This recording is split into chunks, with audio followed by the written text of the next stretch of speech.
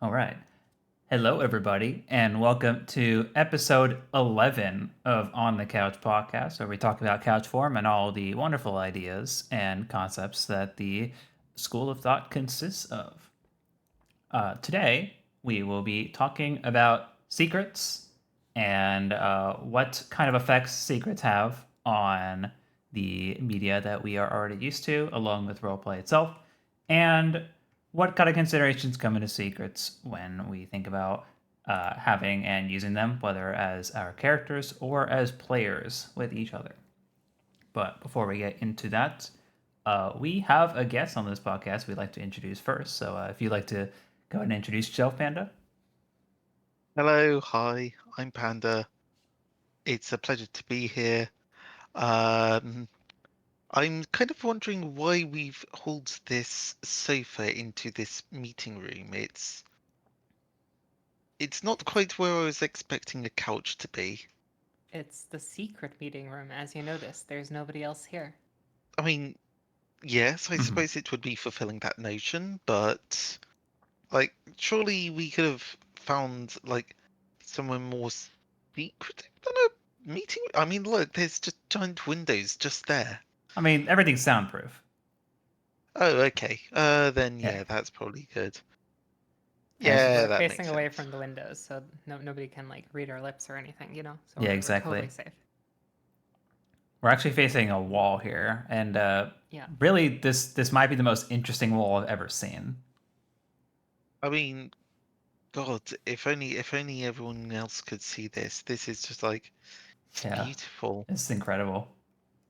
This is like the most incredible wall I've ever seen. It's really a shame no one else can see this. I, Oh, I can't wait to tell everyone about this wall and what else is going on with it. Okay. That's a reference. Anyways, Panda. you want to go ahead and tell it? Oh, okay. Sure. Hi, I'm Silent, and I do roleplay stuff in VR chat occasionally. Been here for around 3 years. We've participated in a couple of role plays. We've run a couple of role plays, and we've read a lot of role play literature. And now I am on this couch. You are on this couch. And That's so true. yeah, and we're just chatting. All right. I suppose it's my turn. Hi, I'm Solus. I'm also on this couch. And I have been role playing and using VR for the better part of 4 years plus change. And well, I have recently been introducing myself as someone who hasn't role played in a few months, and that has changed as of literally this past Friday. So, congratulations, me on role playing again, I guess. Woohoo. Woo. yes, congratulations. Yeah, that was a good time. But yeah, not much else to say, I guess.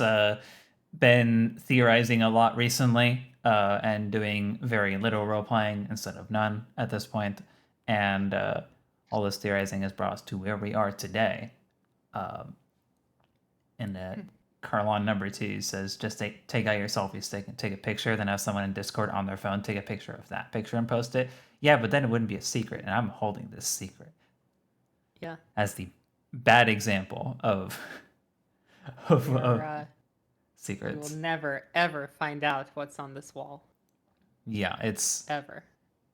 it's very important though. We just want you to know that, Yep.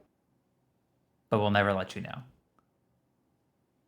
You have to pry it out of me. It's part of my character's backstory. All right, so let's get into. We're basically kind of hinting at our viewpoints here. Let's just get right into it, right? So, uh, secrets are never needed, right? A very particular wording we chose to represent this principle, but the way that we want to kind of start this discussion is thinking about what exactly secrets do, right? We don't need to define anything here. We already know what a secret is, right?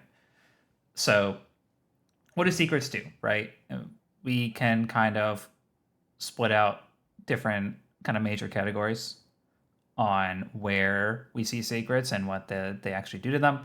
The first one that I wanted to bring up is just kind of the existing media that we know today, but like specifically, I was thinking of like movies, right? Or series where something will come up, some sort of like secret will come up and be presented in a way.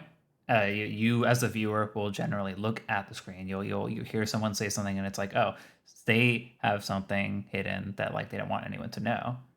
Uh, and what that immediately does is that creates questions, right? The moment that there's something hidden that you don't know as a viewer, you look at that and you think a few things. Like, for example, when will this come out? Right? What kind of twist is going to unfold from this? What's going to happen? What are they hiding? Whole number of things, right? This creates threads, and this is what we kind of generally think of as different threads that kind of linger and kind of persist through different narratives and series. And when we have a series end without answering some of those questions, that's kind of bad, right? We sometimes measure our experience watching different series and movies by like what happens at the end and how we feel about it. Like, oh, I had maybe these 5 different questions, like these different like kind of plot threads that just remained open, and those are very unsatisfying, right? So yeah, I don't know. That's just a very major effect, right? Like, what do you all think about that? So, I mean, you're saying this on terms of like a secret that is existing. It's in some sense like a plot hook. Right. I mean, it becomes one intrinsically, right? Mm, yeah, so if it's something for people to latch onto so that they can sort of try to figure out the understanding of what the person's backstory is, or so for example, one of the things I'm thinking about is backstories where people have secrets, and a lot of the time I just get the feeling that what people have, oh, I've got a dark secret in my dark past and all that.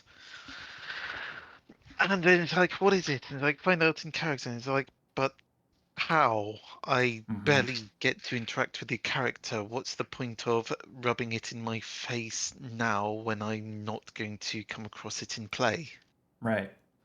Exactly. Right. Like that's kind of a big part of it is that having a secret effectively places importance on the secret, right?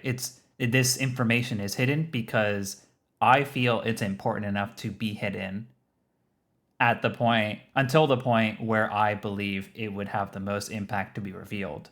And Oh, usually those kind of thoughts on when that happens are very arbitrary, right? It's like waiting for a condition to happen, or waiting for something to unfold, or like expecting someone to kind of pry it out. Those can be rather like those can be rather disorienting, right? Hard to engage with. So that's totally right. Hmm. Yeah, because I mean, you've said something of, oh, something has to happen in character first before it can then be revealed. So, um, hmm. So, okay, do you have examples you can like to present, for example? I know I just said for example twice, Yeah, but yeah, I think just having some form of visual demonstration. Well, I say visual, this is a purely auditory format, but having some examples to work off of would be pretty. That would, yeah. yeah. I'm trying to think of a good one. Thinking of like a series with some sort of like twist, right? Mhm. Um, so like I think like the important question. So we're talking about like movies and like TV here, yeah, right? Like yeah, I think like a really important question to ask when talking about secrets, and like this is going to relate to last week's conversation, is like when you have a secret. secret from whom? That's I think a big question. Uh-huh. Secret from whom? And I think you'll find most often where like if you're kind of like in a story sense, most of the time, in like a book, TV show, movie sort of setting, things are going to be secrets from the characters, but aren't a secret from the audience most of the time. I say most of the time because when you have, the plot twist that comes out of nowhere, that's usually, poorly received. I think it's really funny. I do actually have a specific example of of like a trope that is like explicitly a secret from the audience, and this is like a trope talk video that I watched recently.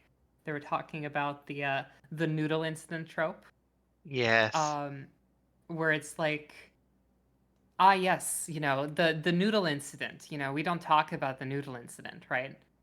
And in that case, you're explicitly talking about something that the audience doesn't know, but the characters clearly do. And I think that like that does come up as like a secret from the audience.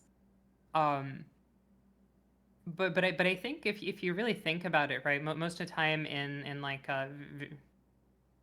other forms of media, like if characters have secrets, the audience knows about it, and that's like a big point.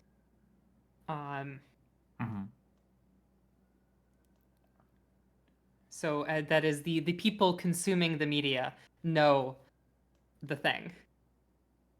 Um, Yeah.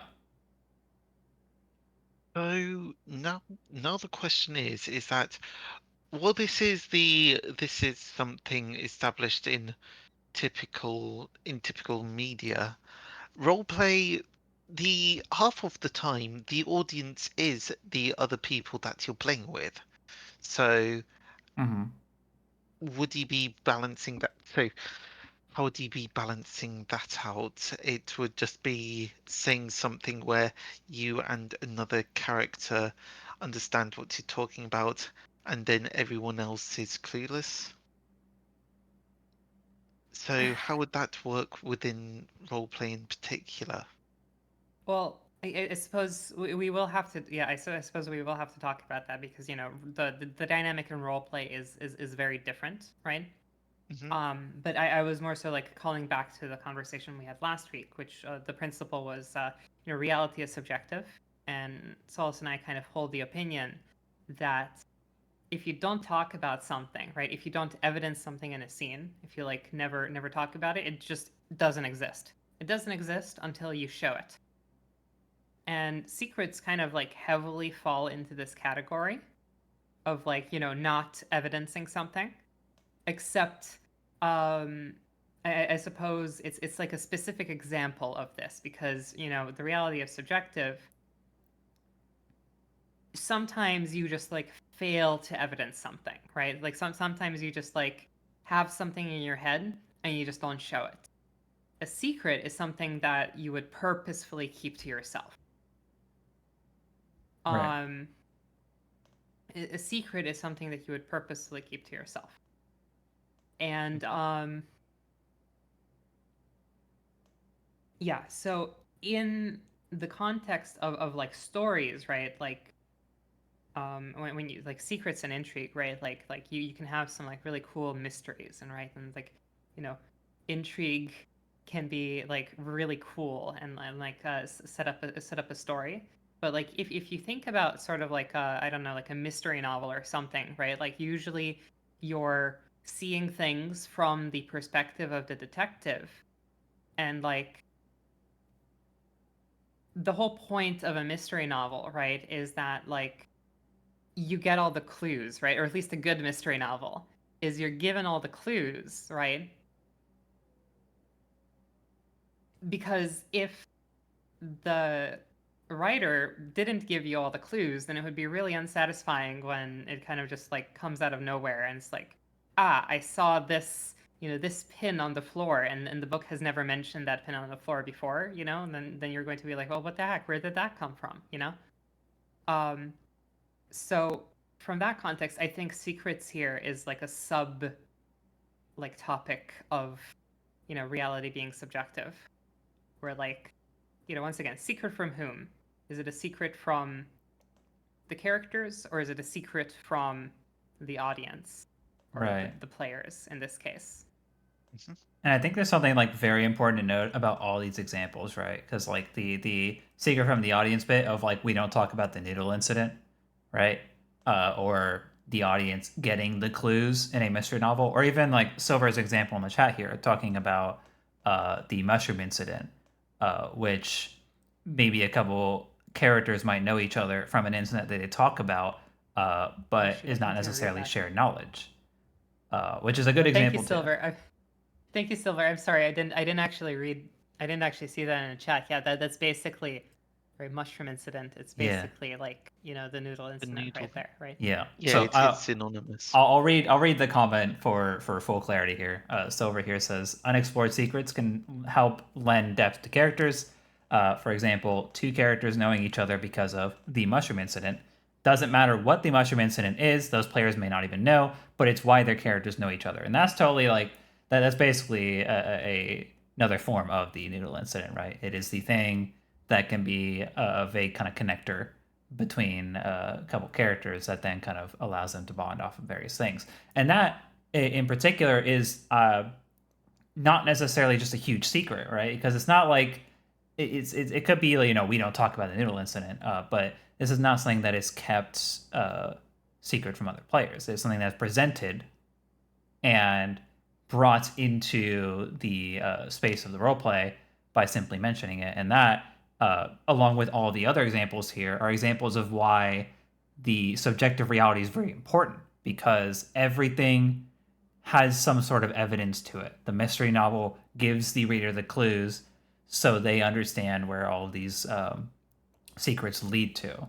The noodle incident requires people to understand that there is a noodle incident. Otherwise, the noodle incident means absolutely nothing. It doesn't matter what it is, it just matters that it is mentioned somehow because then it becomes real, right? This is all a very kind of core, fundamental concept of our understanding of what actually makes secrets have some sort of impact. Because otherwise, like Dylan said, you bring something out of the blue and it's just very unsatisfying, right? That's holding a secret until it's meant to just have the impact that it's intended to have is then to say, well, I've given you effectively no chance as the observer to understand what it is that's about to happen, and now I'm just going to make it happen. And then on the receiving end, it's like, well, this sucks, right? Uh, like I to kind of call back to earlier, I was asked to give an example. I've been watching The Boys recently, so I'm going to give this example of a good secret. Right, there was a very long running question of like, there's this head popper. Uh, The Boys is very gruesome, realistic, grim sort of setting. Right, there's just this superhero or super villain, I guess, going around like popping people's heads. Uh, which effectively seemed like it was motivated by something. And there was a secret of like, who is this person? What motivates them? And like, the more incidents that happened, the more it became clear what their motivations were, and the characters would talk about it. And it becomes clear who it is. I'm not going to spoil it, but at some point it becomes clear who it is because they actually like kind of reveal themselves, uh, which is again one of those good things, right? But the secret kind of gets treated in a way where this is something that is meant to be discovered. This is something that's meant to be evidenced more and more and more. So the more we kind of bring this up, the more we're actually going to reveal something about the incident and the secret and give some sort of weight to who it is or what it is that's actually doing this. And sure enough, that's definitely one of the better reveals of the series and carries pretty well throughout the rest of it, I think. I'm still not done. I'm like 3 episodes away, but it's been really fulfilling so far. Yeah, I think like the common thread here is like often like the best executed or like the most satisfying secrets are actually kind of like fake secrets. Like when we're talking about like the noodle incident and stuff like that, like it's like technically a secret, but the secret itself is providing you something. It's actually giving you information. It's providing you something to work with, right? Like the fact that it's a secret. I've actually been playing a really good puzzle game recently. This is like very, very, very recent. I'm still like in the middle of it, called Lorelei and the Laser Eyes. This is like I'm going to talk about puzzles a little bit, um, but basically the point of the game that I am right now, I went, you're basically like in a hotel, you're like looking for clues and like trying to open doors, it's like very, very, very tropey. I found the uh the ace of spades, in one of the rooms. Then you go to the magician, and the magician turns the ace of spades into like the key of spades. And then later you walk around the hotel and you find this door with like a big diamonds on it, right? And it's like the door of diamonds. And like I'm like thinking about like, how it's kind of like executing this uh like you finding these secrets. It's like I have no idea where the spades door is, right? But I know there's a spades door, and I know that there is a diamond's key because like the game is communicating to me like what I'm looking for even before I've seen it, right? Mm-hmm. By kind of like the labeling, right? It's like I don't know where to look. I don't know exactly how to get there, right? I don't know the details, but these are kind of like secrets that are meant to give you information, basically. Like it's just like, here you go. This is exactly what you're looking for. Um, Rather than kind of like, the game could have just as easily given me, an unlabeled key and allowed me to like try the key in every single door in the hotel, right? And see which one it unlocks. But that would be annoying as heck, right? Like that would be really annoying and very unsatisfying when I finally get around to like the 50th door and it finally opens, right? Mm-hmm. Um, so like I think a lot of these secrets like that we're talking about aren't like they're, yes, they're technically secrets, but honestly they convey more information than they hide. Right. Like ultimately, the big kind of the big centralizing idea of secrets in the positive direction is that secrets are meant to be discovered at some point as you're interacting through whatever media it is. You're meant to discover the secret. You're not meant to hold the secret all the way through. Like something needs to be discovered about it. Otherwise, there's no point to it. All right, we do have a lot to get through, so I'll push forward here. Uh, Now, let's think of the effects of secrets on power dynamics. Panda, you actually talked a little bit about this earlier. Um, that when someone holds a secret, uh, especially from other players, a secret is effectively an assumption of importance, right? Which creates this sort of like interesting power dynamic that I've noticed, where these secrets will become kind of this bargaining chip of information that players will have like kind of with and against each other, where it's if you're in the know, you're more important because you understand what the secret is, and if you're not, tough luck, try to find it out, right? Yeah. Oh, so yeah, I do see that sometimes when it's information that's been withheld to the general populace, it is something that it ends up as a gatekeeping tool Mm-hmm. so that for example, specific people will only really talk to you if you've involved yourself with certain matters because that is what's important to them and well, it's just uh they don't. Oh no, it is something where I have come across quite a few times where everyone is just hush hush about various things because they don't want it spreading. But so that's sorry, I'm just trying to process this because I'm trying to grasp at an example, but I'm it's escaping me at the moment.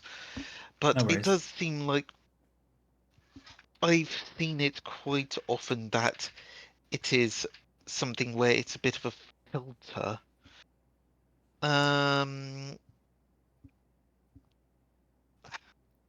No, I'm I can't quite think of something at the moment. I apologize. Do you You've got do you a have any? you've got a good Yeah, go idea on. of it, right? Like the filter to interact with the thing, right? Yeah. It, Oh, yes, here's one thing, because I think quite often I've seen in Metaverse there are some lobbies where it's gated behind having known people and having been certain places. So, for example, I believe it's, yes, Heaven's Reach. So the Heaven's Reach lobby is a bit of a weird one for people to try and join in on because they have to be trusted by certain people to even find out about it in the first place in character. Two, and then two, they have to find physically where it is or where the entrance to it is before they can then write an application.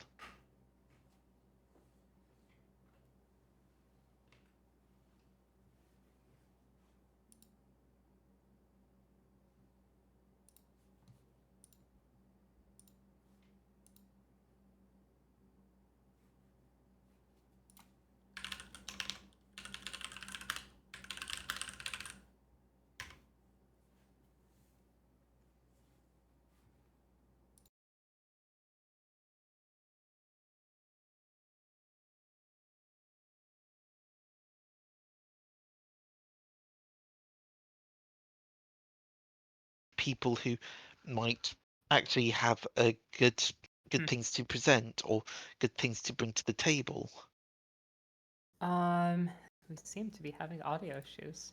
Audio Oh, issues are fixed. Sorry, They're I fixed. my Okay. headphones cut out. I had to replug them, and that disconnected Discord from it for a while. So we lost unfortunately, the second half of what you said, Panda. Apologies. oh, okay.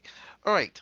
So, to reiterate, Heaven's Reach, because it is gated behind in-character actions of going to a separate social lobby and then having been approved by a certain set amount of people who would only approve people because Heaven's Reach is supposed to be hush hush because it's pertaining to a plot line that's existing in Metaverse, which is based on a cognito hazard.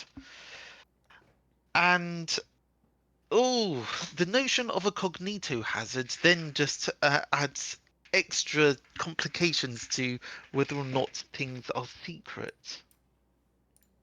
Uh, I forgot You about the know, cognito like when you hazard. were describing that, like I suppose I don't know too much about Heaven's Reach other than like I've kind of watched you there a couple of times, but like that just sounds like vetting, but with extra steps. Like that doesn't even sound like story secrecy to me. Like that's just Yeah, like it really does feel like vetting, being that you have to know these people, you have to go to these places, and if you've got that, sure. If you don't, then you don't even have a reason to be there in character. so. And Wait, okay, actually, now that that's like now that I've said that, right now I'm thinking because like the next point that I was going to make now that I've said it's like vetting with extra steps, that's actually kind of funny because like the next point that I was going to make is like um in my experience like see I've seen very often secrets be used. I guess bargaining chip is like one description, but like I've seen it more used as like a token of trust, being like I've given you my secret. I am like signaling to you that I trust you, right? Like that's like this is like I am like, rewarding you with this secret, it's like a thing that I'm giving to you. And like now that I think about it, like vetting is much the same, like it's much the same process of like, like figuring out if you trust the other person, right? It's very much like a out of character, vetting. Mm-hmm. process being brought in character by the means of like giving out secrets. Yeah, definitely. I think I have had the same sort of mental understanding of like very closed off groups and cliques as like a form of secret keeping. I just like haven't thought of like how exactly that mentality kind of uh relates, right? So it's not like Yeah, they're exactly keeping TBH. secrets. It's like the interactions themselves are like gated, and I think that's kind of where it overlaps, perhaps. Yeah, like to be honest, I personally don't have problems with like like a systematic vetting as long as you're telling people that that's what you're doing. Um, but secrets do kind of feel like a form of like they do feel really similar when like somebody's like using them to convey that like, hey, I trust you, here's my secret. That feels very similar to like a sort of like vetting procedure. Yeah, um you're vetting people to access to future plot lines with the person. Like it's establishing, yes, you have established that you are good at what you do, and I trust you. Now I must tell you that I am actually an eldritch abomination who needs to consume 5 souls before the next winter solstice. And it's like, okay, what the fuck? Where did this come from?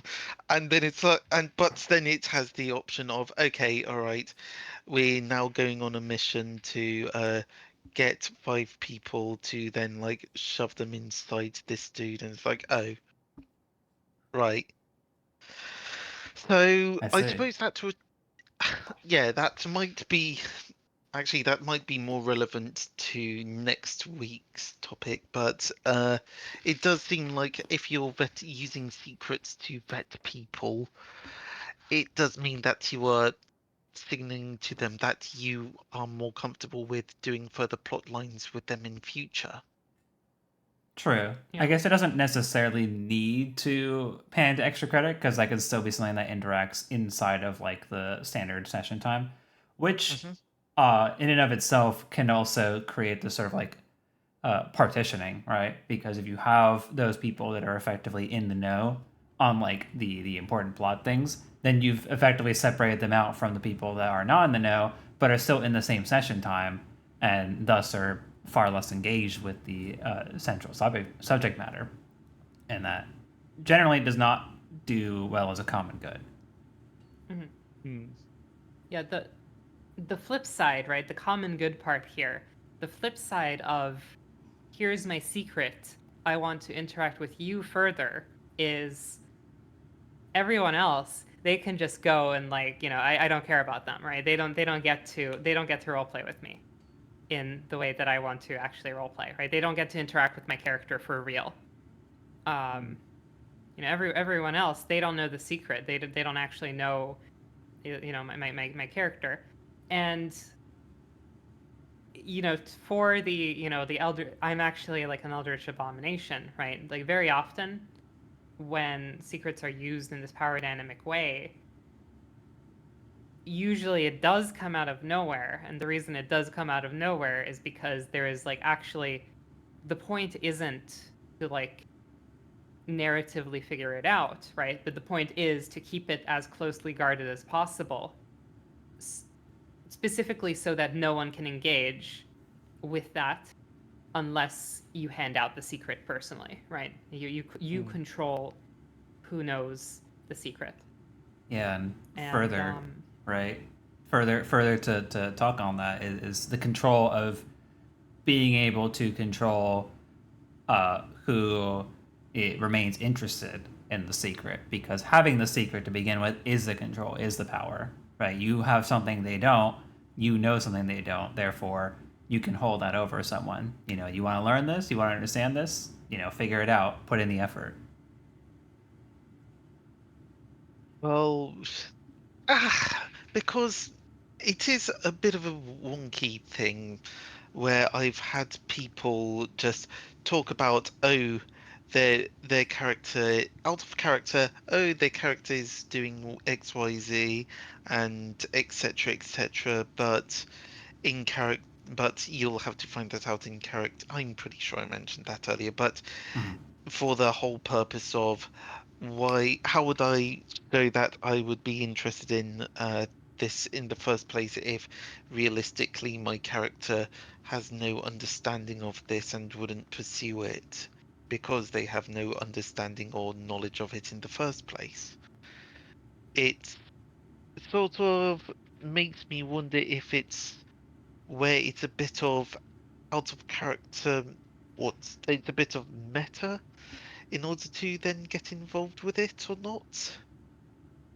So that's kind of where I'm sort of seeing it.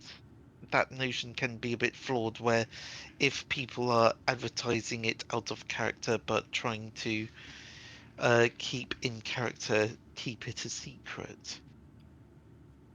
And yeah, I don't know, it just makes me think that sometimes it can just lean into people trying to recruit people through meta means, and it's just Yeah, it certainly has like a whole meta aspect around it, right? So when we say power dynamics, we are I think very specifically referring to the power dynamics between players rather than the characters, right? Which of course kind of ends up lending to how the characters kind of sit with each other, but it is primarily used from the player end to basically say, I have hidden information as the player and am using it to effectively generate your interest in a certain aspect of the character that I want you to uh, be interested in.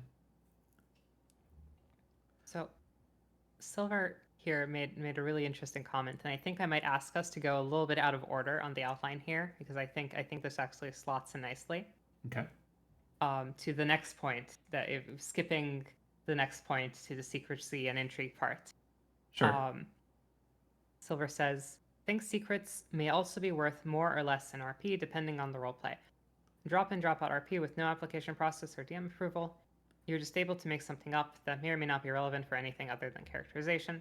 Closed RP where the DMs have approved your secrets and consider it when making the wider plot. Then the secret can have weight in how it affects the other players. Character has a secret that their dad is the king of hell, and then later the king of hell may show up as part of the roleplay. And this is actually on our outline here, right? It's kind of a point that we have. This is, I suppose, a little bit of semantics, right? A little bit of semantics in the way that we've defined things, but we have chosen to kind of define that secrecy is not the same as intrigue, and I'm going to kind of like try to define both of these terms here. So like a secret in this context is something that you want to keep hidden from everyone else, right? That's what a secret is. Whereas intrigue, as in like a mystery, you pretend to want to keep it hidden from everyone, but really the goal of intrigue is for people to find out about it, right? The goal of intrigue, a good mystery, is that you find out about it later. And that's the big difference between these two topics, right? Like, and we kind of need to kind of have two different words here, I think. From the beginning, like when we were talking about like shows and movies, right? Like the most the most like satisfying, plot twists and mysteries are the ones that have been foreshadowed and the ones that have been presented in a way where like you're supposed to be able to figure them out, right? Um and like intrigue is great and you can like have lots and lots of cool story moments as a result of it. But the difference is that a good mystery is meant to be found out. And what we're talking about here, right, when we're talking about secrets, is something that is meant to be hidden from everyone. Mhm. That's the point. The point is to hide it. We have to hide so it. so that's kind of just making me think of what was it when the background lore for magic for Worlds Apart eventually got revealed. It was so wildly out there from what anyone was expecting. As in, it was magnitudes beyond anyone's comprehension. It's like, what's that? What? Mm-hmm. Except 404, who called the entire thing. But What's that? What's that? It was aliens all along. he got everything except the fact that it was aliens because it was an alien. He called everything else. So, What? so like, funny story is that when this came out, I was actually in a voice call with Selen and I don't know who else, and we were talking about this, and like the first moment I looked at this and like commented on it was like, this meant like absolutely nothing to me. Like it's cool that this was like the background, the inspiration in the roleplay itself, but like realistically, it meant nothing to me that this was like behind the roleplay and that this was happening Yeah. because like none of this came up for anyone besides like the people that were really invested in it, right? So for me, leaning back toward yesterday, it wasn't real, right? None of this was real. None of it really mattered.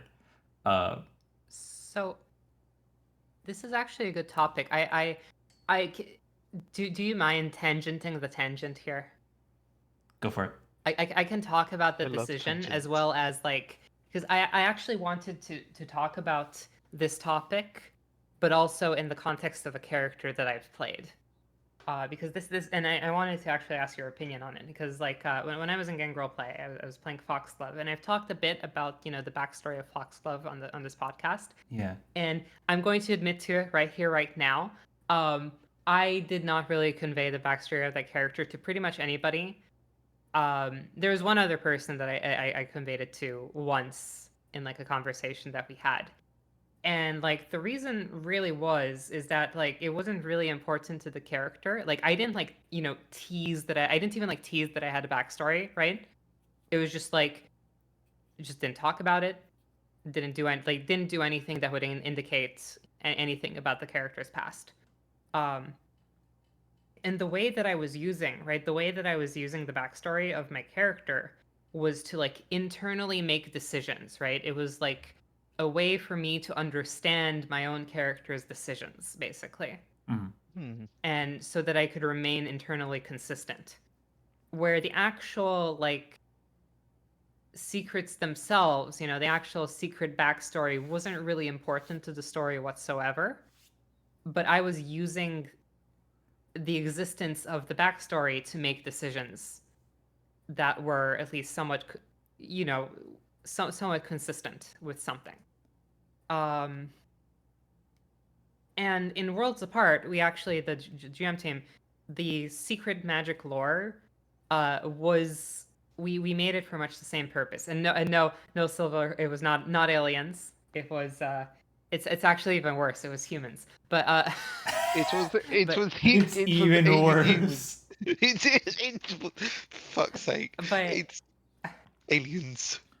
but yeah, so this is actually my fault. I drafted the secret magic document, and the reason for the existence of the secret magic document was for our staff team to make sort of internally consistent decisions. This was never intended to be found out.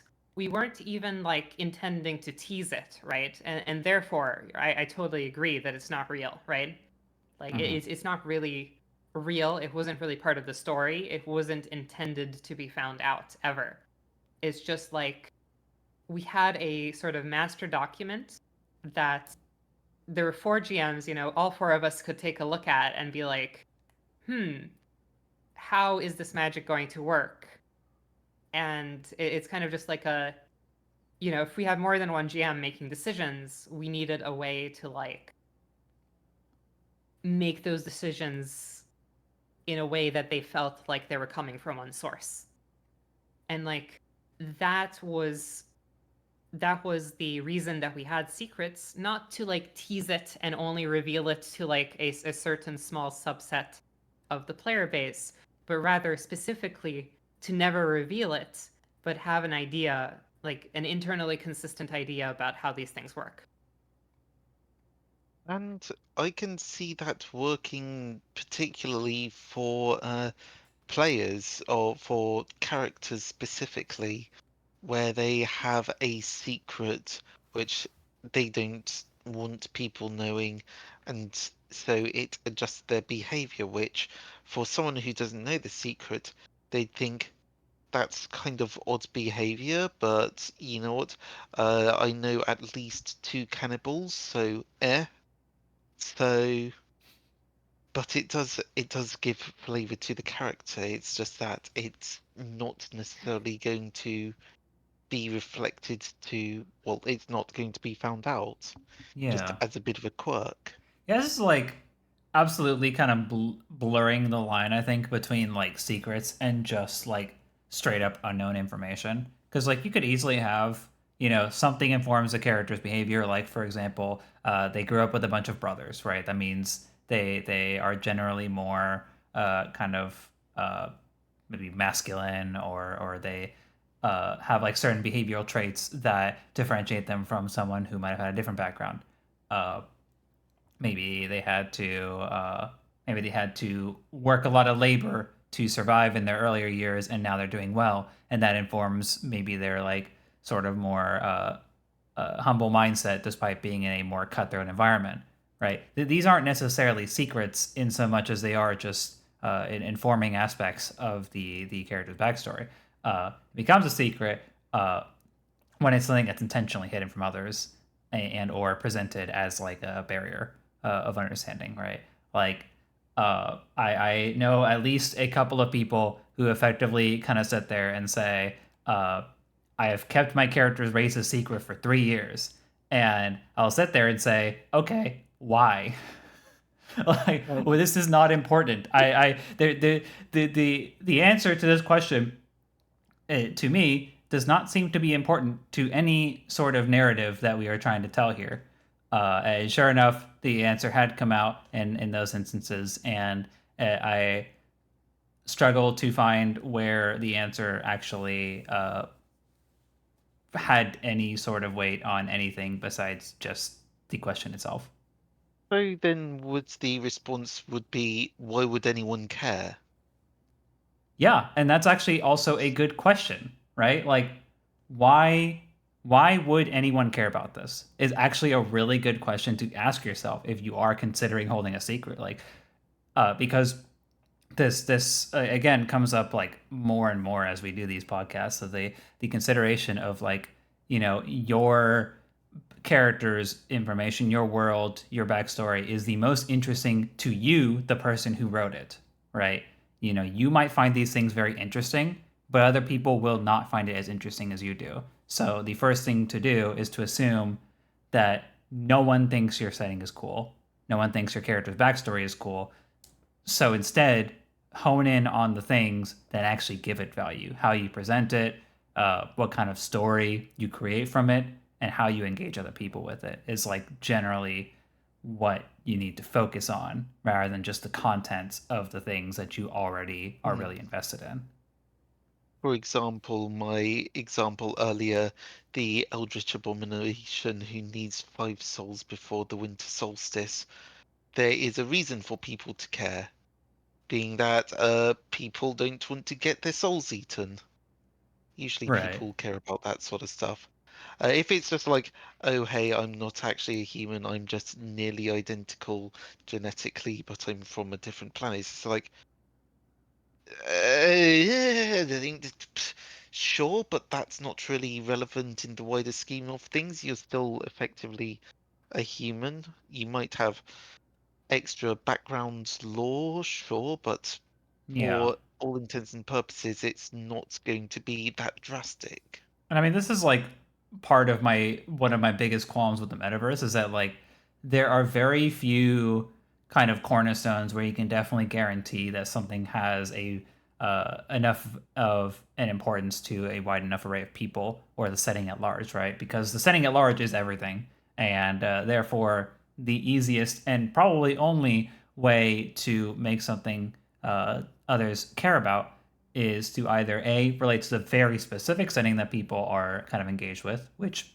kind of defeats the whole larger metaverse point, or B, endanger people, which value of life is, ideally a very fundamental core concept that everyone's playing toward. So if you endanger another character's life, surely they're going to care in some capacity of their own self-preservation, right? Yeah. Well, that part, yes. Trying not to die is usually a good motivation. Yeah. Although, then again, I'm also a bit jaded of the principle of metaverse being that a lot of people just resurrect themselves because the only limit in metaverse is your own dignity, I guess. I don't know. Yeah, there's It's your own self-restraint. I, That's it. I have a lot of qualms, and that was just only one of them. Yes. Uh, but I did want to get to the question Silver asked here in the chat. So Silver asks, "What's the difference between secrets and unexplored backstory?" Just that if in character you're asked about it, you avoid answering. Um, I would extend that a little bit further with a yes to some degree. I believe that the major difference becomes the intent overall from the player on what what avenues there are to interact with this information. So unexplored backstory, if it's just something that for Selden's example is used as an informant on the behavior of the character, and that behavior of the character is evidenced very clearly in the medium, and they don't effectively communicate the backstory as something that is important and needs to be kept hidden, then it's not a secret, right? It's not something that she is lording over other people with because, and it is something that's being evidenced because they are using this to inform uh, a very highly deviating sort of personality. It's like the ever the super uh, happy with everything sort of mindset, which that level of like difference, it very clearly shows that something is different about the character, and that something, if characters wanted to dive into it, could do that, right? They could So, kind of latch on this and see, oh, you know something must have happened here, because no one just ends up like this without something behind it. I'm actually going to answer this because this does feel like a follow-up question to the previous one, and Sure. I gave two examples. One of like my behavior with the character, and another with the with Worlds Apart. To be clear, I would actually consider both of those secrets, right? I think these are things that gang play is something that happened long before we wrote the Couchform principles document. So my opinions on stuff have changed over time, and I would absolutely consider that a secret. That being said, I do think that there is like maybe like a minor difference, and that is like if something is completely and totally unexplored, right? If something is completely and totally unexplored, then it's just not real, right? It's like not part of your roleplay. But very often, like when we talk about secrets in roleplay, the image that I have in my mind is that usually a secret is actually real in the roleplay, right? Like usually the secret has been evidenced in character to like a small group of people, right? Like maybe 2 or 3 people know the secret, and what they're trying to do is make sure that nobody else figures it out, right? And it stays with that 2 to 3 people. So it's specifically the intent of making sure that no one else finds out instead of something where you begrudgingly hold on to it and then Mhm. you open up to people about it. I mean, like Yeah. this could easily, I think, even extend to like the one person case, right? Because this once again begs the neon divide decking issue, where you effectively hold the secret of, I have this ability that I can effectively interact with this scenario in a very different way than most people can, in a way that no one else can figure out, until all of the information that's garnered from it and the effects from it have already effectively taken place, and then the conclusion happens, and then no one else has actually seen any evidence of it until it is too late. What's the neon divide decking scenario here? The neon divide decking scenario being I for example am a corporate character looking for some sort of illicit activity. So I have effectively decked into the arena's camera system, and I have recorded a conversation that happened there, and use that to build some sort of informational database in case against the person that I am targeting. And then over the course of 2 or so episodes, I then organize the resources to get a squad down to the road to intercept this person and potentially act against their character. Well, the entire while the entire time the character that effectively has just had this conversation in the arena has been going about their day has no idea this is happening. All right, this to them is not real. It is something that is being kept secret from them.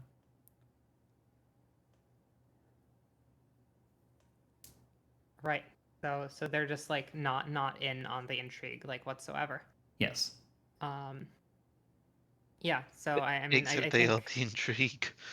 so Right. I suppose yeah. What we're really talking about here, right? I think like is that sort of like power dynamic that arises, and like while I would still consider, right? Like I would still consider like what I was doing with my character. Like that's still absolutely a secret if I like keep my backstory in my own head and I don't tell anybody ever, right? Like that's still a secret. Um but I am of course, then not like teasing it to anybody, right? It's just like not important. It's not part of the role play. It's not part of the world. So I think that So would be then the it main doesn't difference. exist.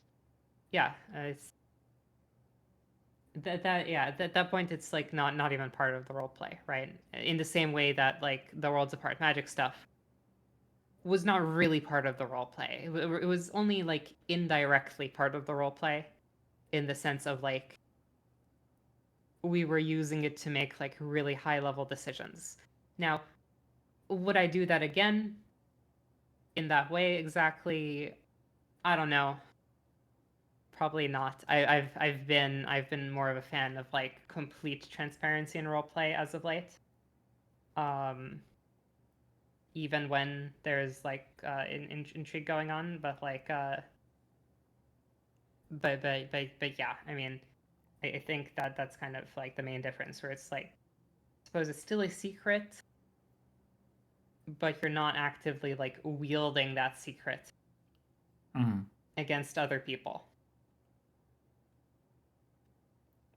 Yeah, and I guess uh, to untangent here, the big point of like talking about secrecy and intrigue is because we feel that the two are very easily conflated. That there is this kind of notion that the moment you hold a secret, it becomes interesting, which is very much not the case. It is not a valid substitute for intrigue. If you are using secrecy to effectively garner the effect of intrigue, then the subject itself has to be worth the intrigue, right? And Mm-hmm. Absolutely there's absolutely value in that. So secrets themselves are not automatically interesting, but what I think is very important to say is that we're not necessarily saying secrets are completely forbidden, right? Secrets can be used as long as there is a consideration of what the secret does and how the subject can be interesting otherwise. Is it worth the secret? Is it something that I am handling properly to reveal as a sort of mystery, or like how do I want to handle this? All these are like very important because again, on its own, a secret is just the sum of its subject. Which, if the subject is not important, if others aren't going to care about it, then what's the Yeah. point? In other words, like the secret itself is never like the main course. It's never like, you know, the secret isn't the ice cream. It can like maybe be like the cherry on top. Honestly, even that's generous. It might just be like the sprinkles. but the secret isn't like the main course.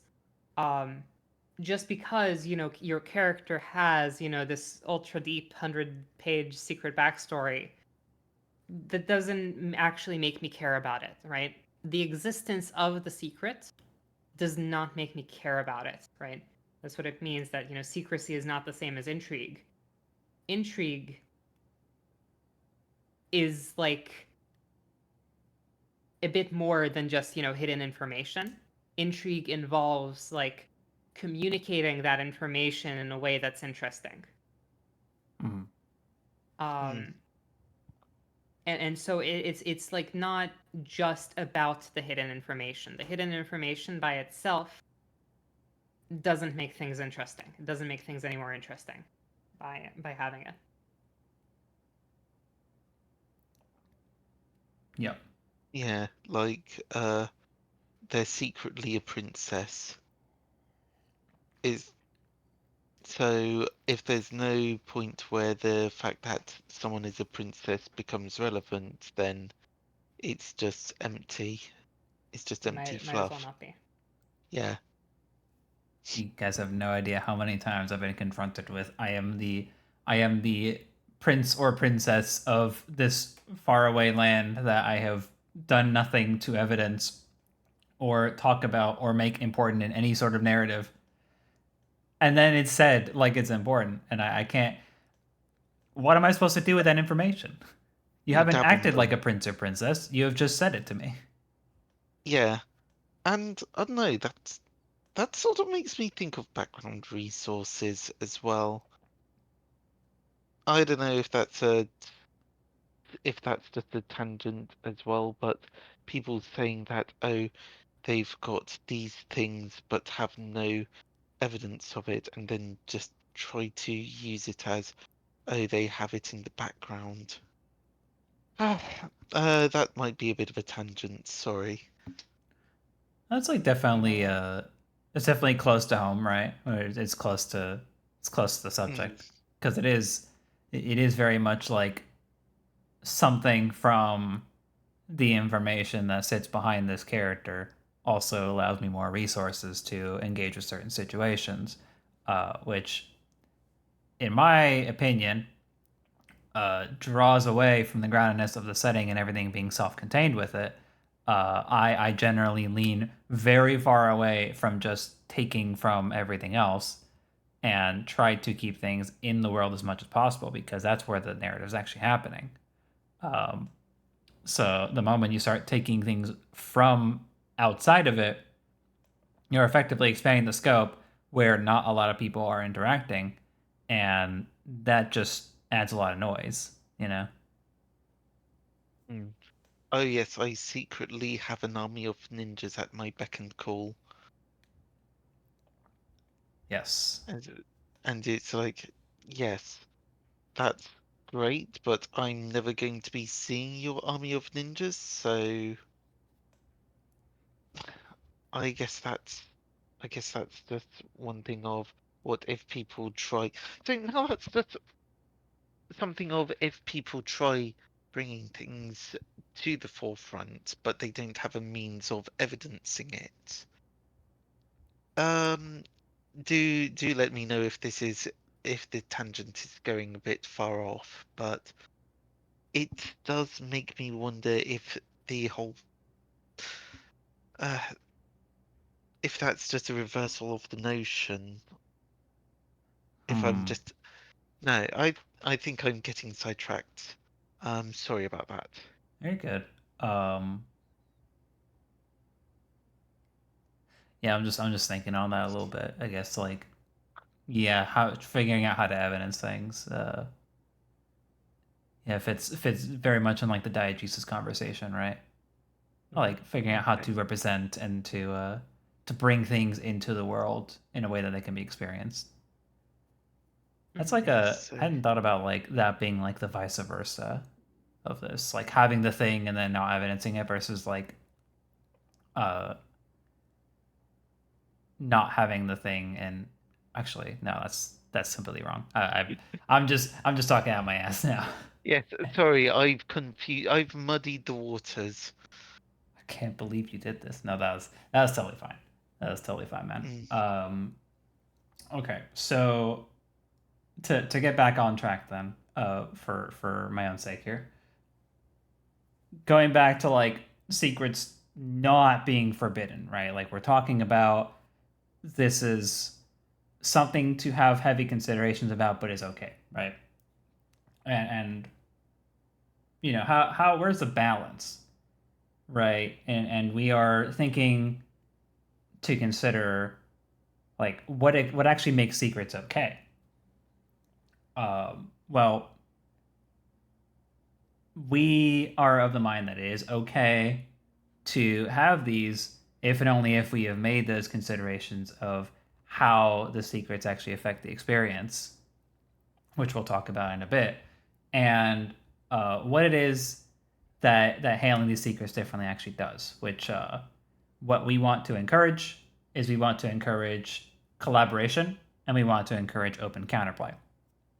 So basically, we want people to work with each other more on these sorts of secretive situations and once again, discovering them as secrets are made to be discovered, um, rather than holding them against each other. I think those are very important things to consider. Yeah. So I go for it. oh, sorry. Okay, No, go I'll for go it. quickly. So I'll Sorry. I don't know if I have like a test. Like I don't know if I have like a comprehensive test for when secrets are okay, but I think there's like some aspects that I think are like really important. One of them we've kind of already talked about, kind of in a roundabout fashion, where I really do think like if you're going to have a secret, you probably like you the reason you have the secret should be that you want to reveal it, right? Like that's like a really big one. If the purpose of your secret is to be revealed, then you can use that to generate intrigue, right? And intrigue can be really fun. And like if you're going to have a secret where the purpose of that secret is not to be revealed, I suppose we've given a couple of examples of that. I'm not gonna say you can like never do that, but what I will say is that like if you're going to have that secret that you never reveal, then like you can't be upset when somebody contradicts that secret later, right? Like if somebody goes and like contradicts what you're saying or is like completely ignores it because they don't know about it, right? Like you can't be upset because it's not real, you know? Mm-hmm. You haven't made it real by not revealing it, basically, by deciding to not reveal this thing ever, um, or only like really selectively. You're essentially deciding that this secret is not important to the story.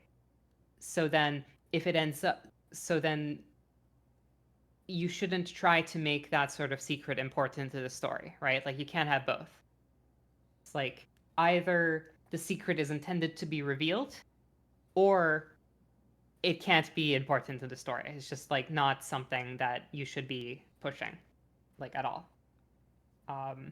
Yeah, and genuinely, it is very hard to consider what is or isn't important to a story because we've talked about I think we've talked about at some points like different types of role play and like which is quote unquote more important than others, and realistically like the whole like uh social versus like mission role play and those kind of like distinctions are very very hard to draw which one's more important because it's really there is no unimportant role play, right? The more you learn about a character, the more it's evidence about them, uh, especially in situations of conflict, the more the character progresses, right? It's character growth. It's exactly like the core of it.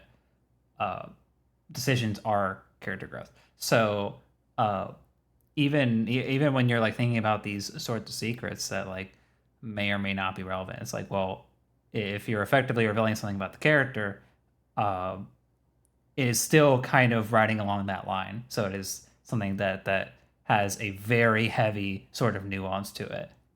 That's like these are like hard things to like. These are definitely not easy things to balance. It's very hard things.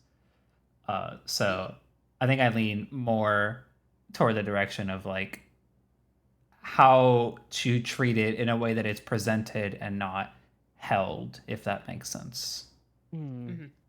Which, honestly, it does make me think back to, well, as Zillion pointed out, the example I gave, which was an example of vetting. Yeah. So people being trusted with a secret that is vetting them to be as part of a particular group.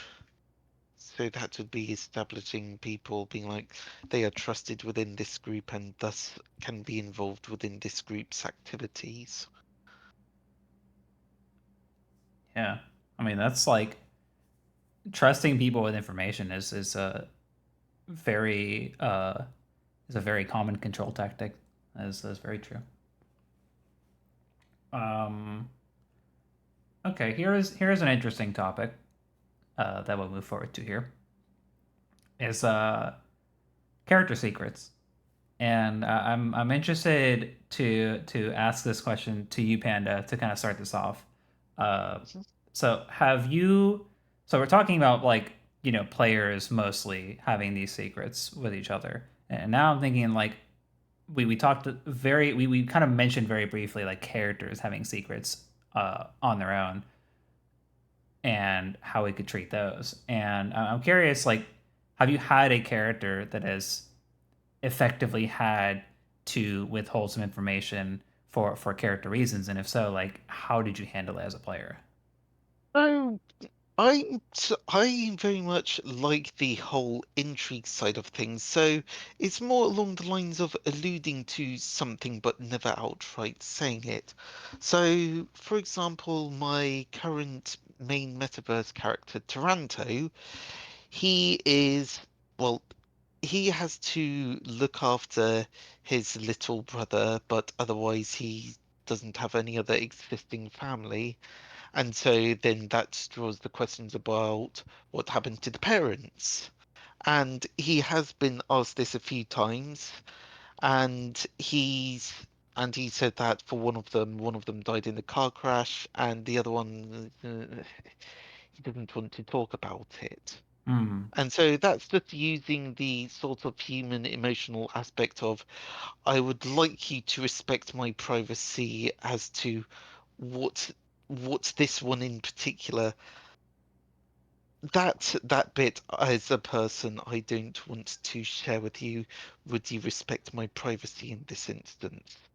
And so people usually get the idea of, oh, something traumatizing has happened. Yeah, okay, let's not push that.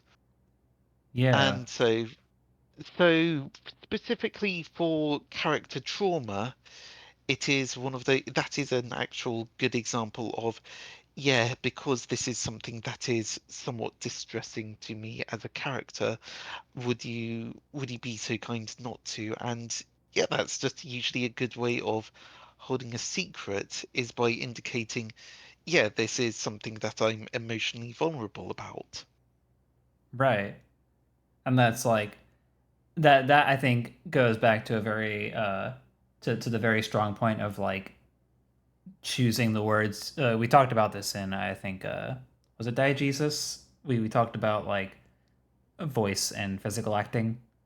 That can absolutely kind of play into that of like showing the emotional response is like perfectly enough to signal, the character wants to hide this, but I, as the player, am broadcasting to you that there is some sort of weight behind the answer to the question.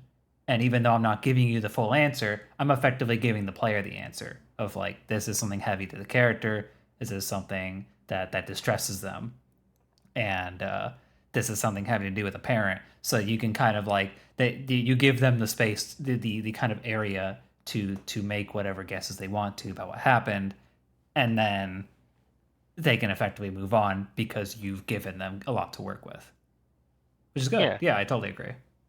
it's still it's still keeping the secret, but it's the player is content with an answer.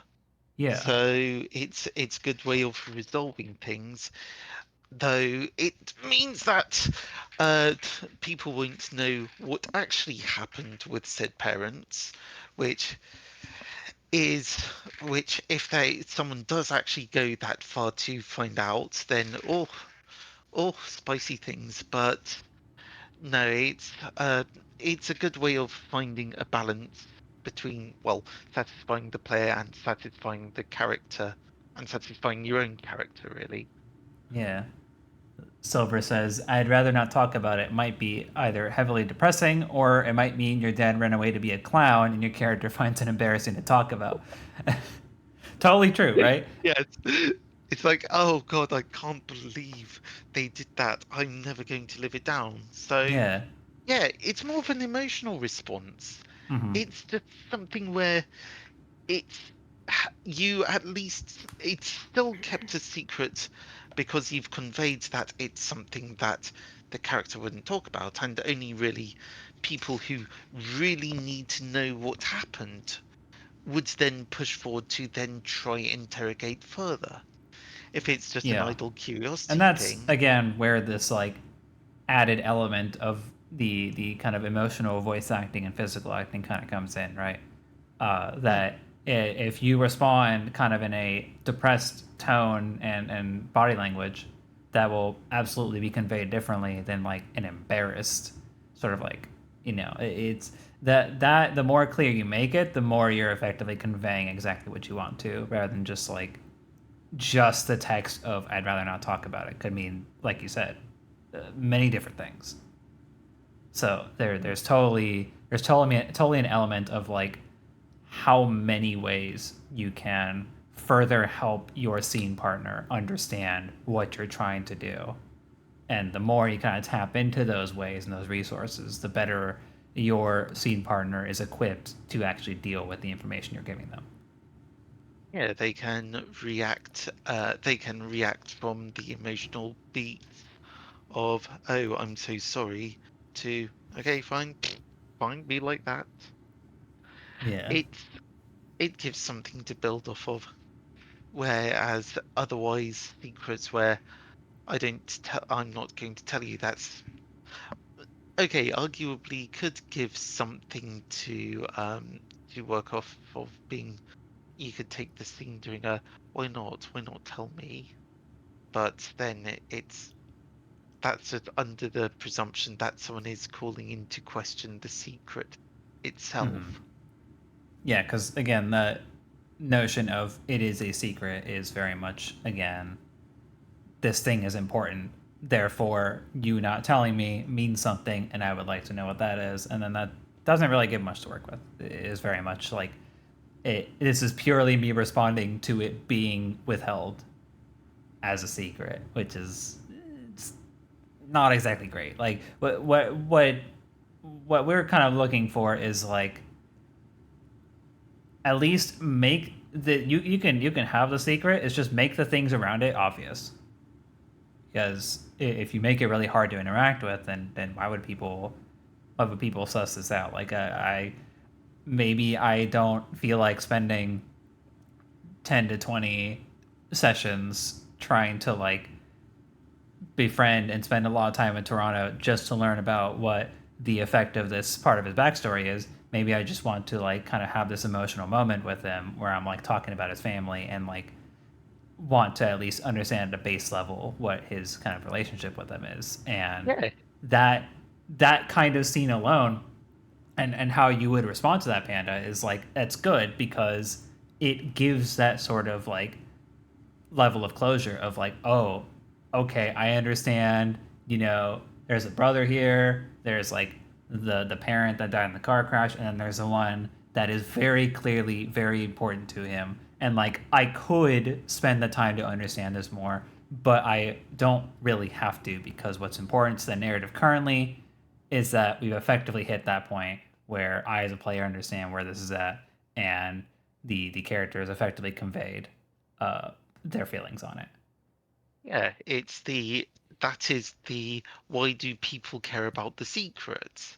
And in this instance, it's because of it's something that's very emotional to Toronto, and someone who wants to get close to him would be invested in their general well-being. Yeah.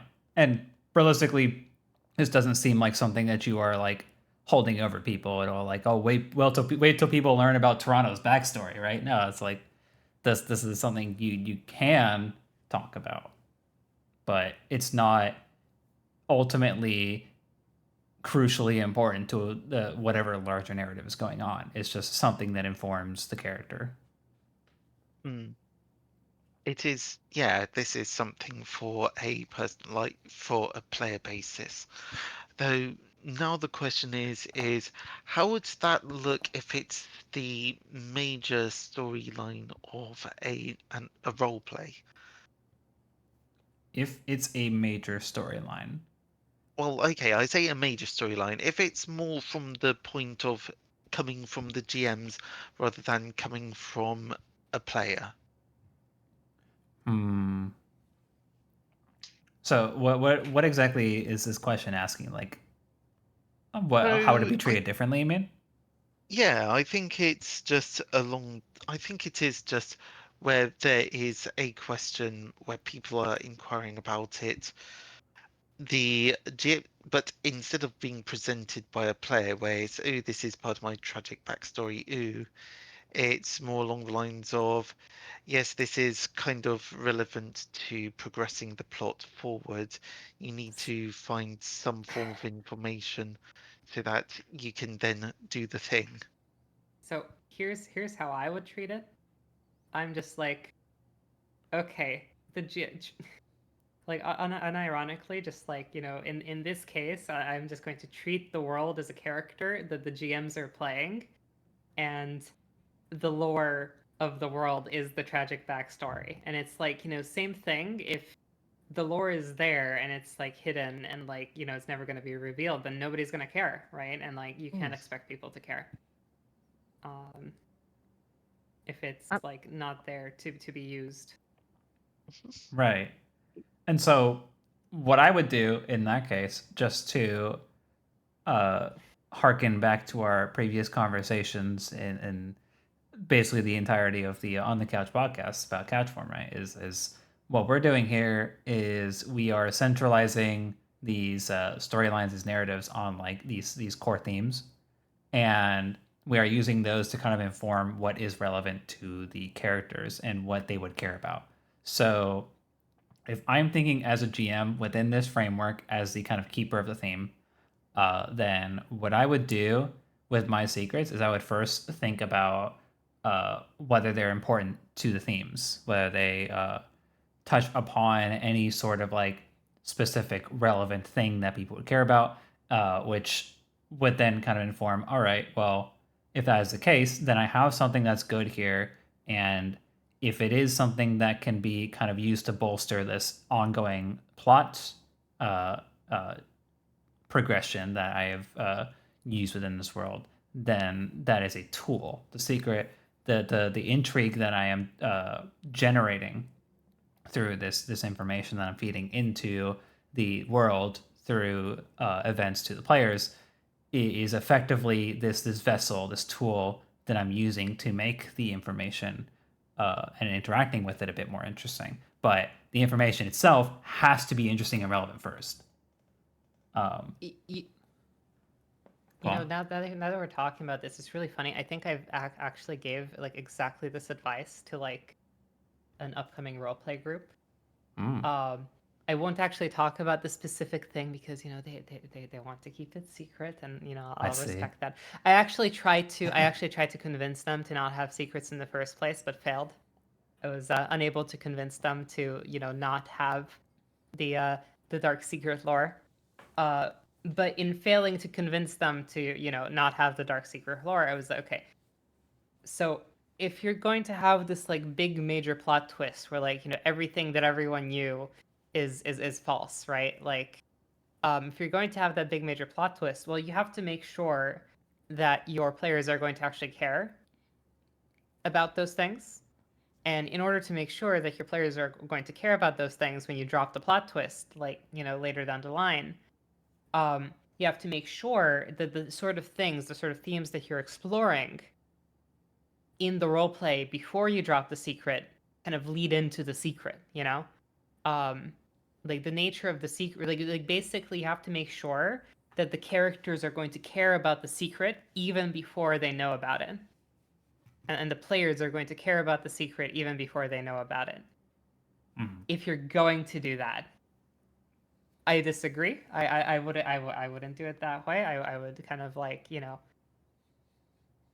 communicate to my players that there is some sort of like, you know, twist at the very least. But like if you're going to keep secrets from your players, then like you're probably going to have this sort of your themes need to match.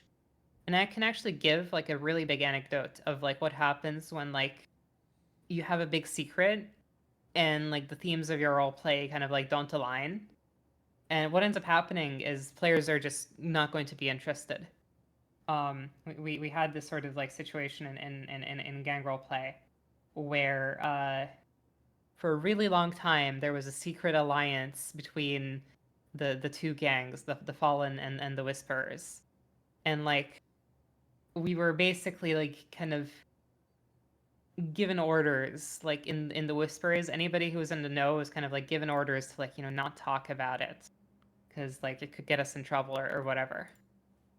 Except that like new people and new characters were like joining into the role play, and like people were like actually, you know, like in character getting punished for like talking about it. So like this was kind of really awkward, because by the time uh I actually kind of like worked out of character with a friend. We kind of like worked to fill in everyone on the big secret, but like by the time we did, right, by the time we finished filling in everyone on the secret, you know, months had passed, like in real time, and like half of the player base was now people who weren't there when like the original secret started, and like a lot of the characters just like didn't really care about that, you know, the big original secret, because there's nothing in the role play that would have made them care about it.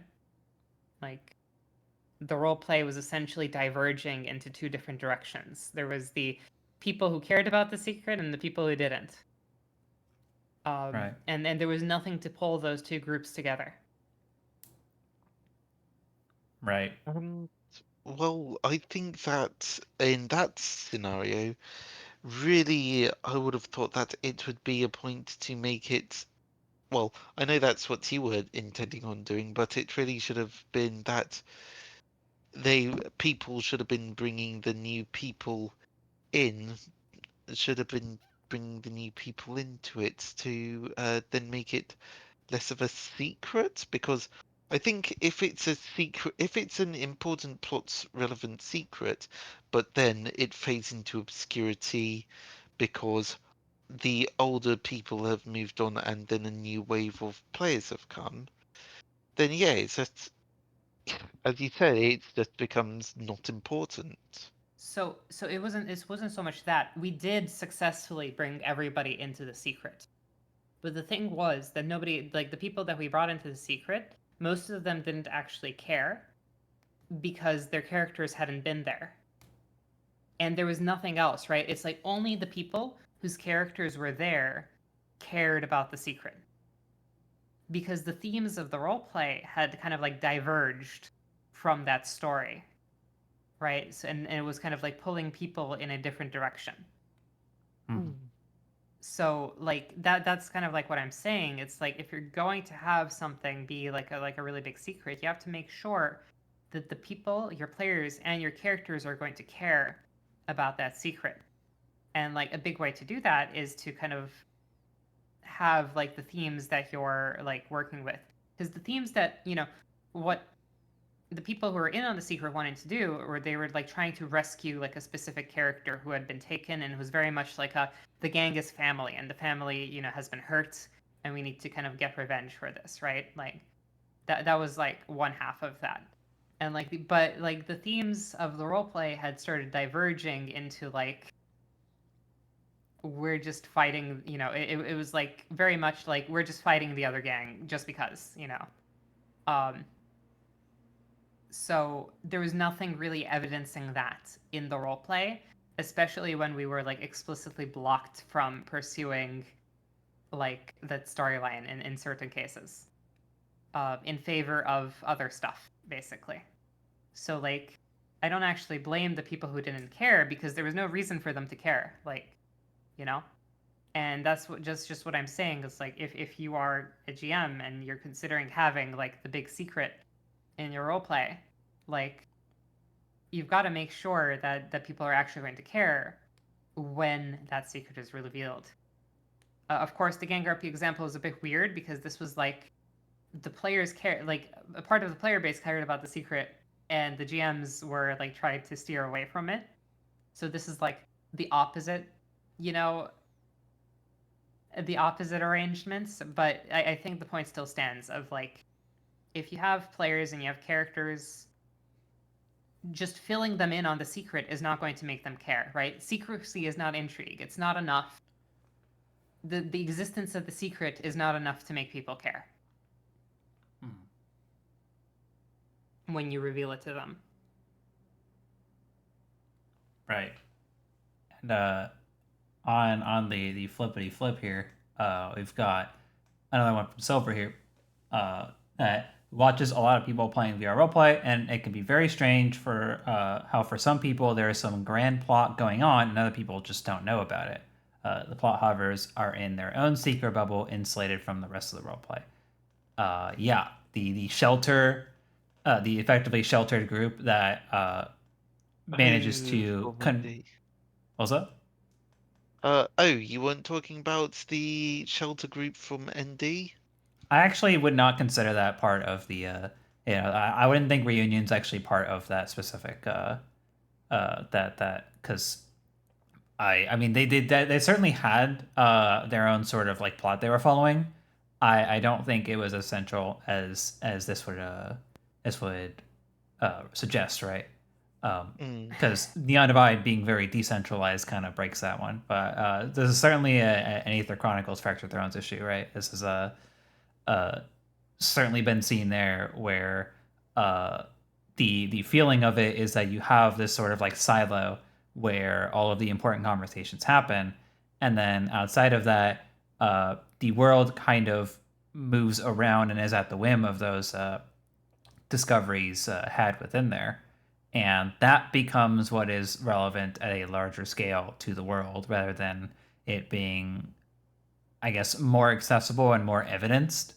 Aether is just a hard one to deal with on that because it is open, and B, it is for all intents and purposes within the town meant to be able to hold a slice of life experience.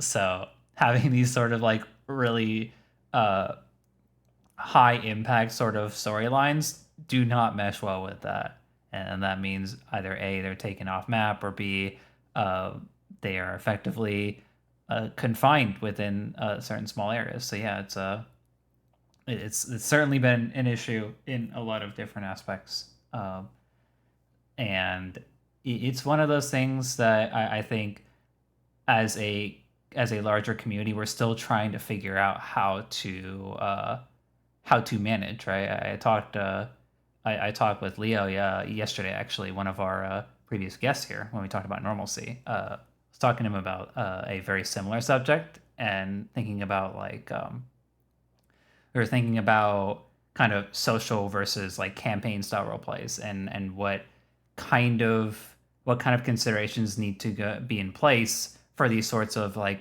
main story events, these sort of plot elements to be introduced within there. And with these like sort of quote unquote campaign style, you're looking at a lot of things that will actually have outcomes that dedicate the direction of the campaign to like a very specific direction. Like maybe this part of the town at some point will be destroyed by something based on what happens in this plot event over here, or maybe the group's going to travel somewhere XYZ, like something is going to happen because of something else, and the campaign kind of better like facilitates that in a more planned effort versus like the more social aspect where you kind of lay out events to kind of see what happens without the expectation that there is going to be a very specific progression outcome.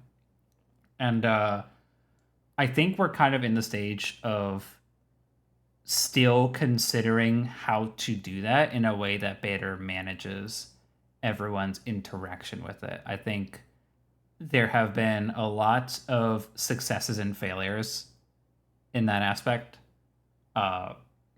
And the failures resound quite a lot louder than the successes. And that's just, I think, the nature of failures, right? So, can I talk about plot hoarding? I want to talk about plot hoarding. Plot hoarding. It is relevant. Yeah, I think that's kind of like when I read Silver's question, like that's kind of like what immediately jumps out at me. And I suppose this is like time for like mini story time with Silent here. So like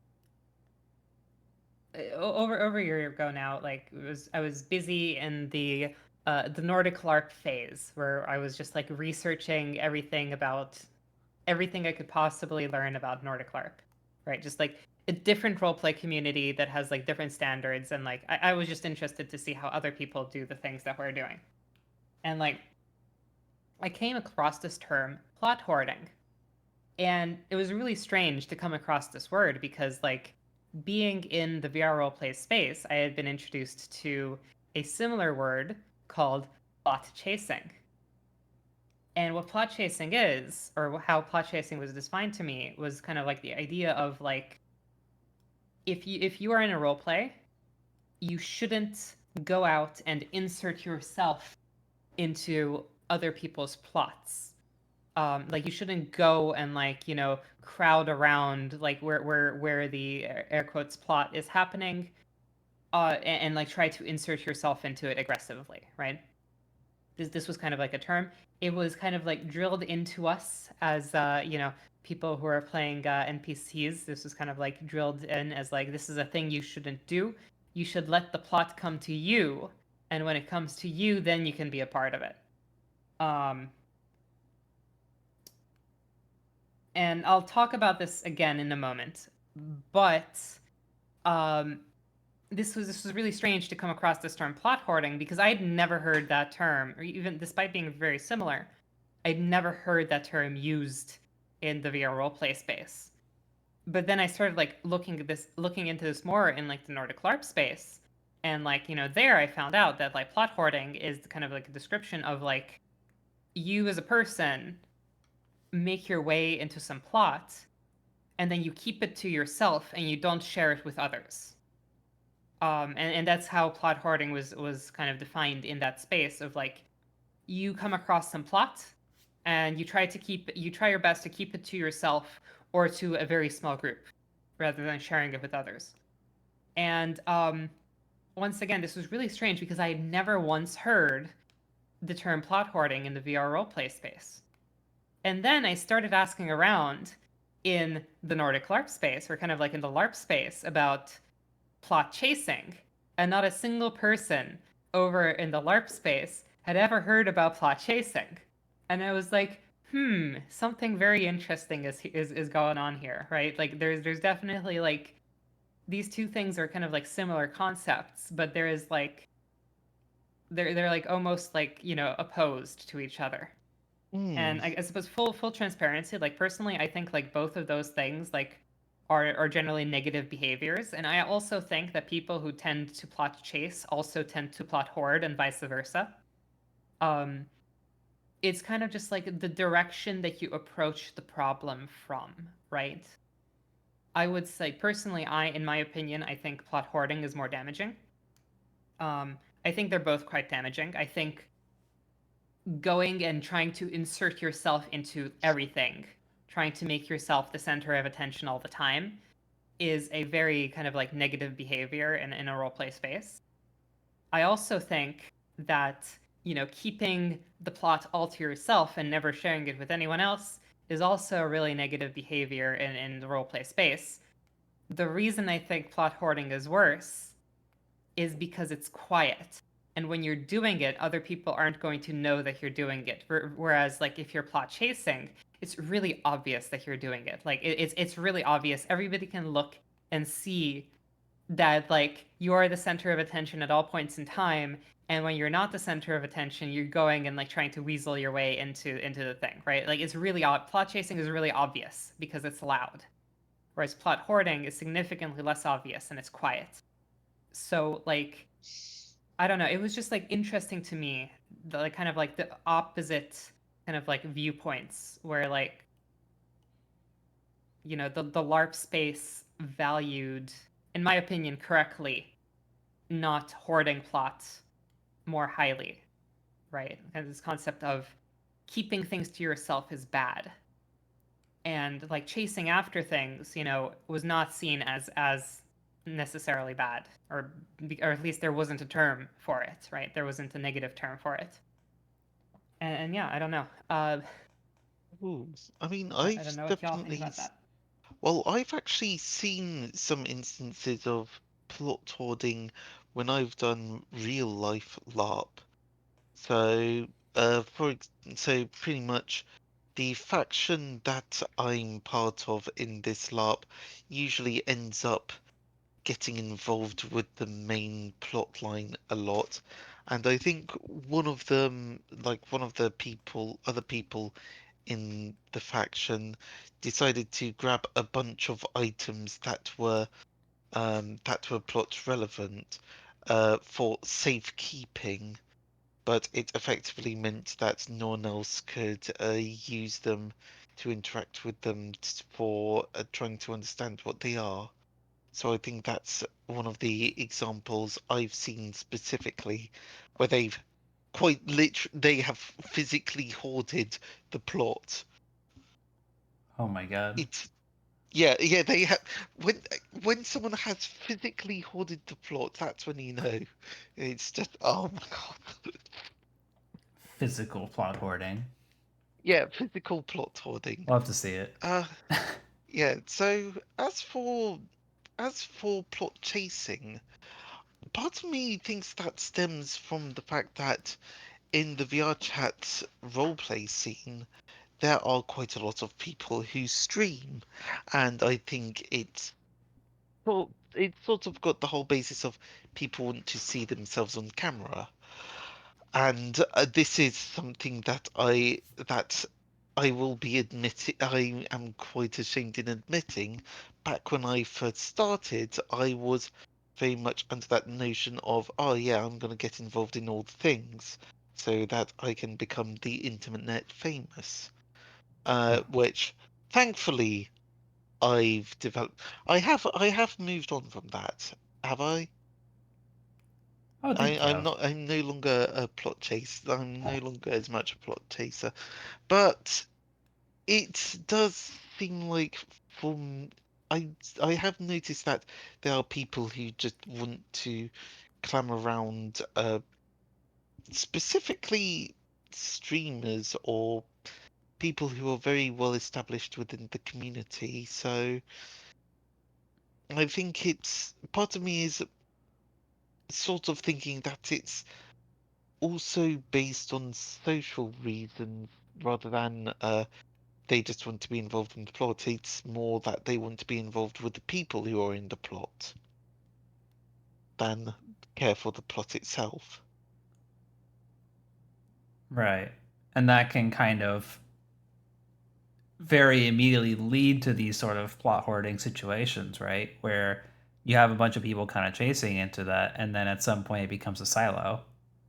And then that Mm, silo becomes the place where all of this information is hoarded. And sure enough, all of the plot gets hoarded in there as well, because with the information comes the ability to act on it, the plot gets funneled through there, etc., etc. Mm-hmm. mm, yeah. I I have a funny. I find it funny. Like, you call it you call it silo. I have a funny story here with in relation to plot hoarding. Once again, you know, gang role play, and here I have, like, I suppose a bit of culpability in kind of like enabling this sort of play in Ah, 2 places actually. In 2 places. To be fair, gang roleplay was the first VRChat map I had ever made. I sure as heck had no idea how to design a good map for roleplay. We were kind of just, doing stuff. But a funny thing arose. Um, I was trying to, for the sake of roleplay, I was trying to like have as few teleport doors as possible in the space. Like we definitely had some teleport doors in the gang's base, but I wanted to like minimize the number of teleport doors for the sake of like being able to just like walk through the space. Um, and that was like my kind of challenge for myself. I wanted to make it as continuous as possible. Um, that being said, there was specifically a place in the east wing of the building where we had the bedrooms and the bathroom. And the bedrooms and bathroom were all teleport doors. And so what ended up happening is that like during the height of secrecy in that role play, we had a literal line. We had a literal line waiting for because all the bedrooms had filled, right? Like everybody was there were 4 bedrooms and like there were already 4 secret conversations going on in each of one in each of the bedrooms. And like there was a line waiting for the bathroom too because that's where the 5th secret conversation was happening. Um speaking of plot hoarding, right? And like everyone was like retreating into these like private rooms to have their secret conversation. And the doors, like there's no like locking mechanism on the map, so like people would like go into the bedroom and the people inside would be like, we locked the door, and tell them to like go out, right? And I was just like watching this and I was like, I don't know how to fix this. This is clearly bad. I don't like this. This is bad design, but I don't know how to fix it. Um, Other than just getting rid of the bedrooms, which I didn't want to do. Um, so yes, speaking of plot hoarding, that was like people were having their secret meetings in the bathroom. It was really funny, but also kind of like not very positive for the role play. right. I mean, just the instance shelters that happen when private conversations are quote unquote necessary. Uh, is also a Neon Divide problem to a degree. The upper city basically had a whole bunch of instance meeting rooms and stuff where the reason why the upper city became very difficult to interact in is because there was a lot of open area that was not being used because all of the conversations that were happening were kind of like quote unquote mission critical and would effectively silo these people off to various different parts within their corporate building, which were all instanced from each other. And sure enough, that meant you had this super large, already difficult to navigate area full of open space where you could find basically no one. Uh, and that is a design flaw, right? That's something to consider within the design of the role play. Thinking if you are going to create a secret space for people to have secret conversations, and you are effectively incentivizing them to have those secret conversations, etc., etc. Um, well, yeah. So while we kind of think of that dynamic and example, we can also think of like how we can do it properly, right? And to think of like good examples, if we are thinking about uh, how to do intrigue, we can take examples from media that already exists, right? One thing I think we kind of get into the rhythm of is we're in the role play, we're playing our characters, we're kind of like you know compartmentalizing our understanding of our character by how we want to play it. But in reality, we could think of how we portray our character and how we engage with other characters, very similar to how you might see the perspective of a movie or a series. And you could basically handle and take examples from of how they handle secrets and how they handle intrigue and how they progress it, and kind of apply that to how you handle your world, your characters, etc. It is definitely a very long subject to get into as far as like all of the theory behind it. So I'll leave that up to the listener to kind of dive into that if they want to. But in reality, it's just kind of a good stepping stone, right? One good example of this that I talked about a bit is the horror genre, right?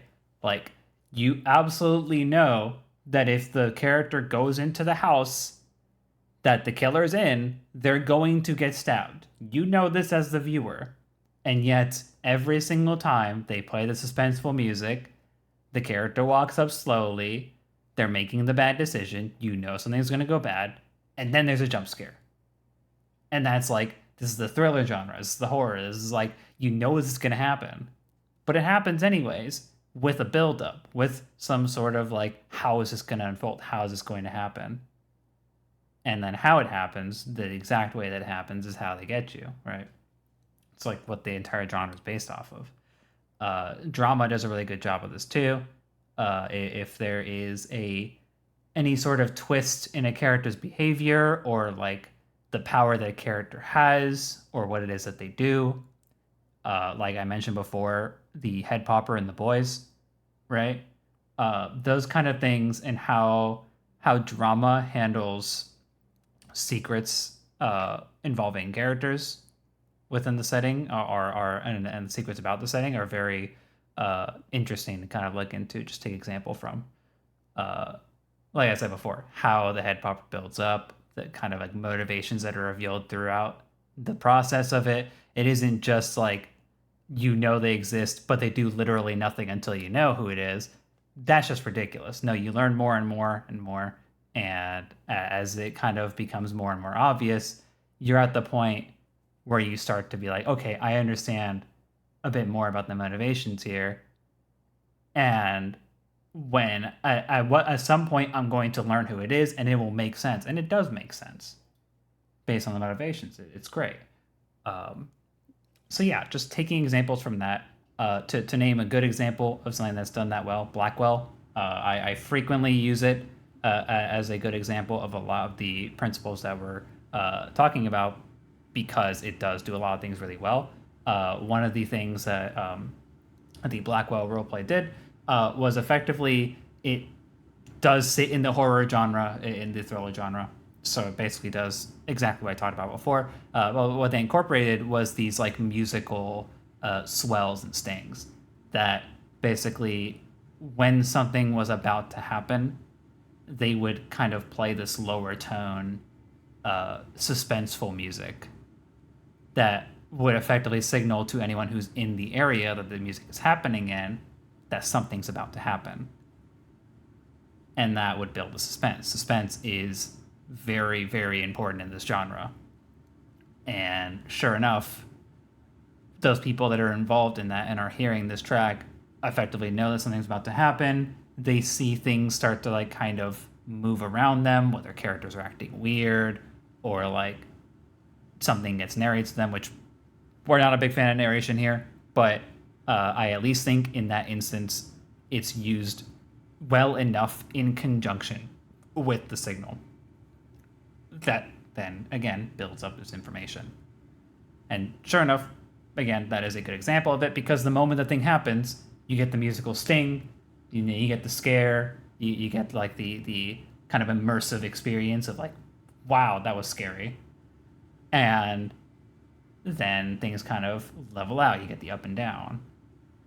And that's important for that kind of genre. So, again, taking examples from media and figuring out how to incorporate those into your roleplay is very, very powerful. I suppose then there's the question of, it's like that's, I guess, how to use, secrets well.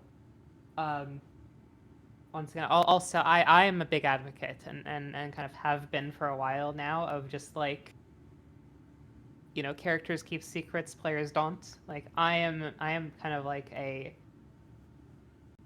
very like full transparency person Mm-hmm. when it comes to my role plays. That's I suppose partially because the sort of role play that I like to do um,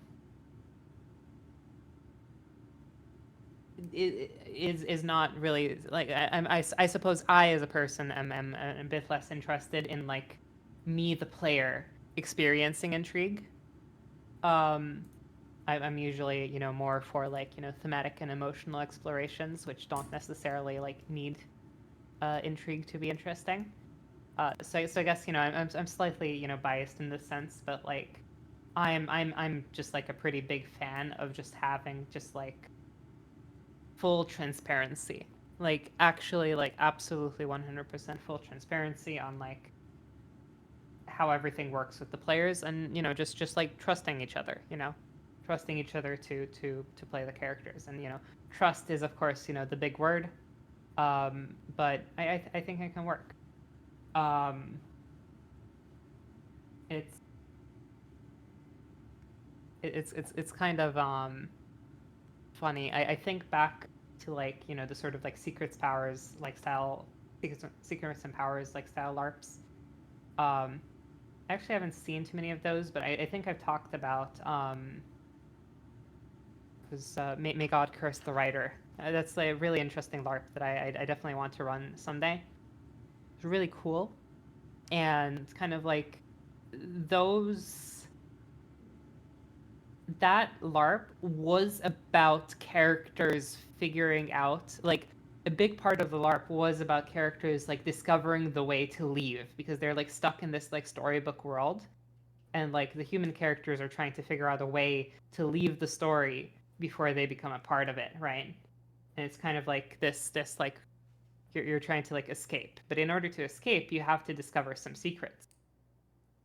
But like I think that LARP, I mean, first of all, that LARP had like a lot of like game mechanics in it, or a lot of like mechanics rather. Um, but I think something that it did really well is it kind of like recognized that the actual secrets themselves like aren't super important, and so the way it dealt with secrets is like, of course, this is an IRL LARP, so like they do randomization with cards usually.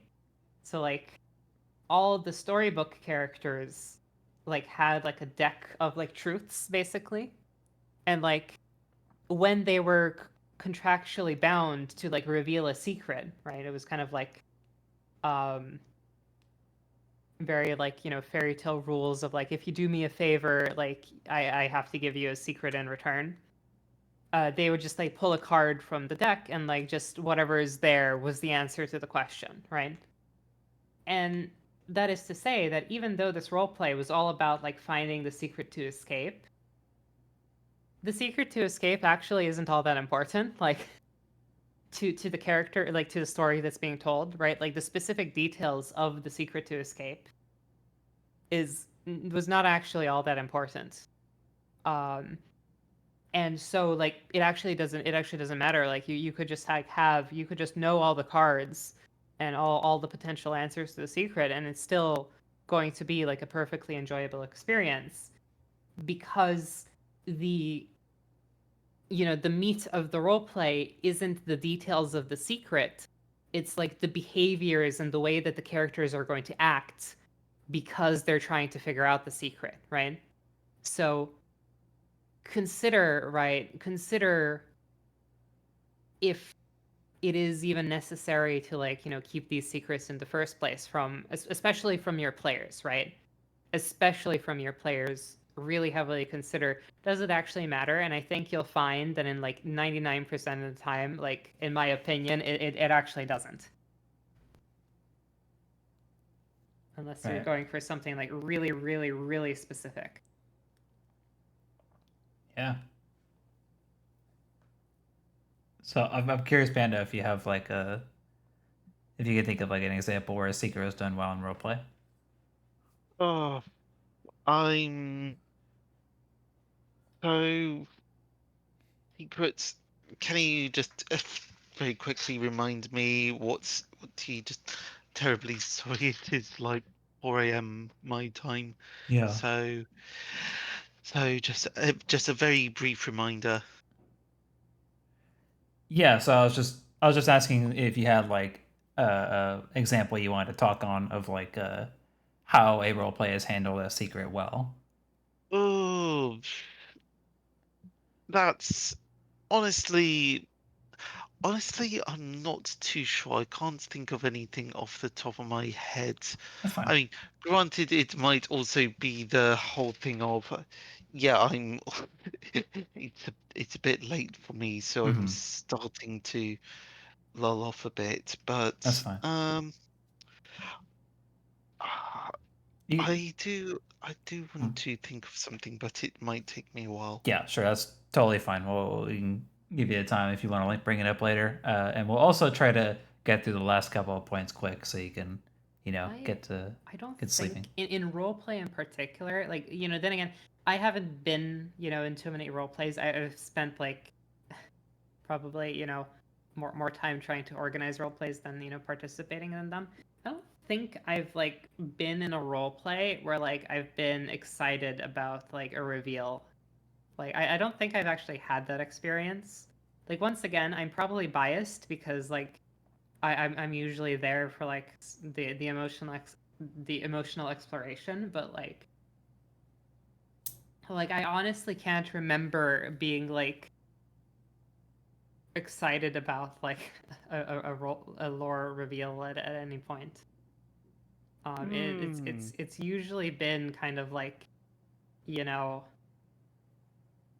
oh shoot, where that came out of nowhere, right? Like, and it's not like we had a lack of like plot twists in gang role play. It's just like I think they were kind of like usually, at least with the crowd that I was hanging out at the time, like we were usually like explicitly not liking the twists, um like usually they were like not not fun.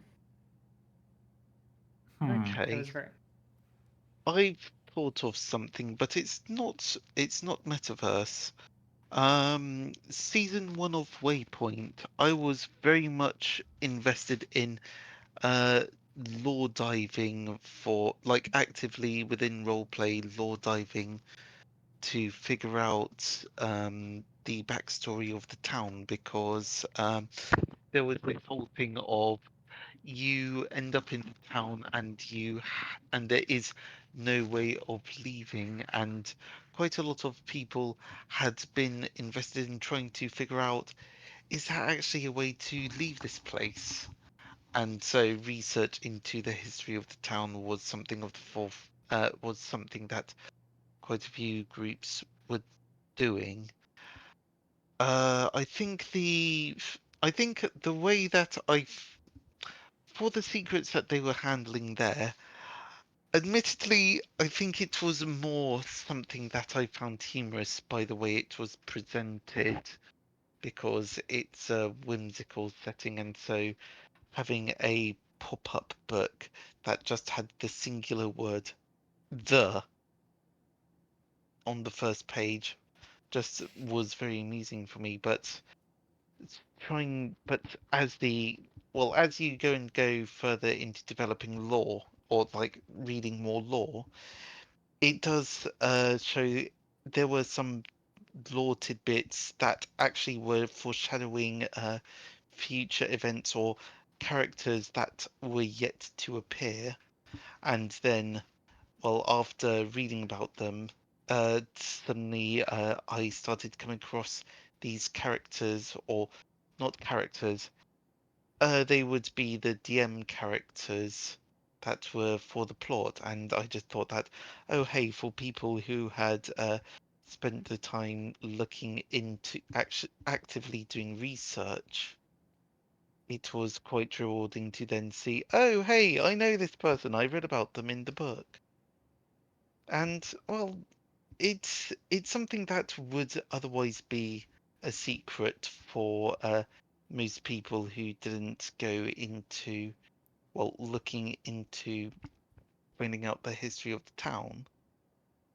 But just having had that whole thing of, oh, you've done research, you kind of have a bit of an idea of who this character is, it was gratifying.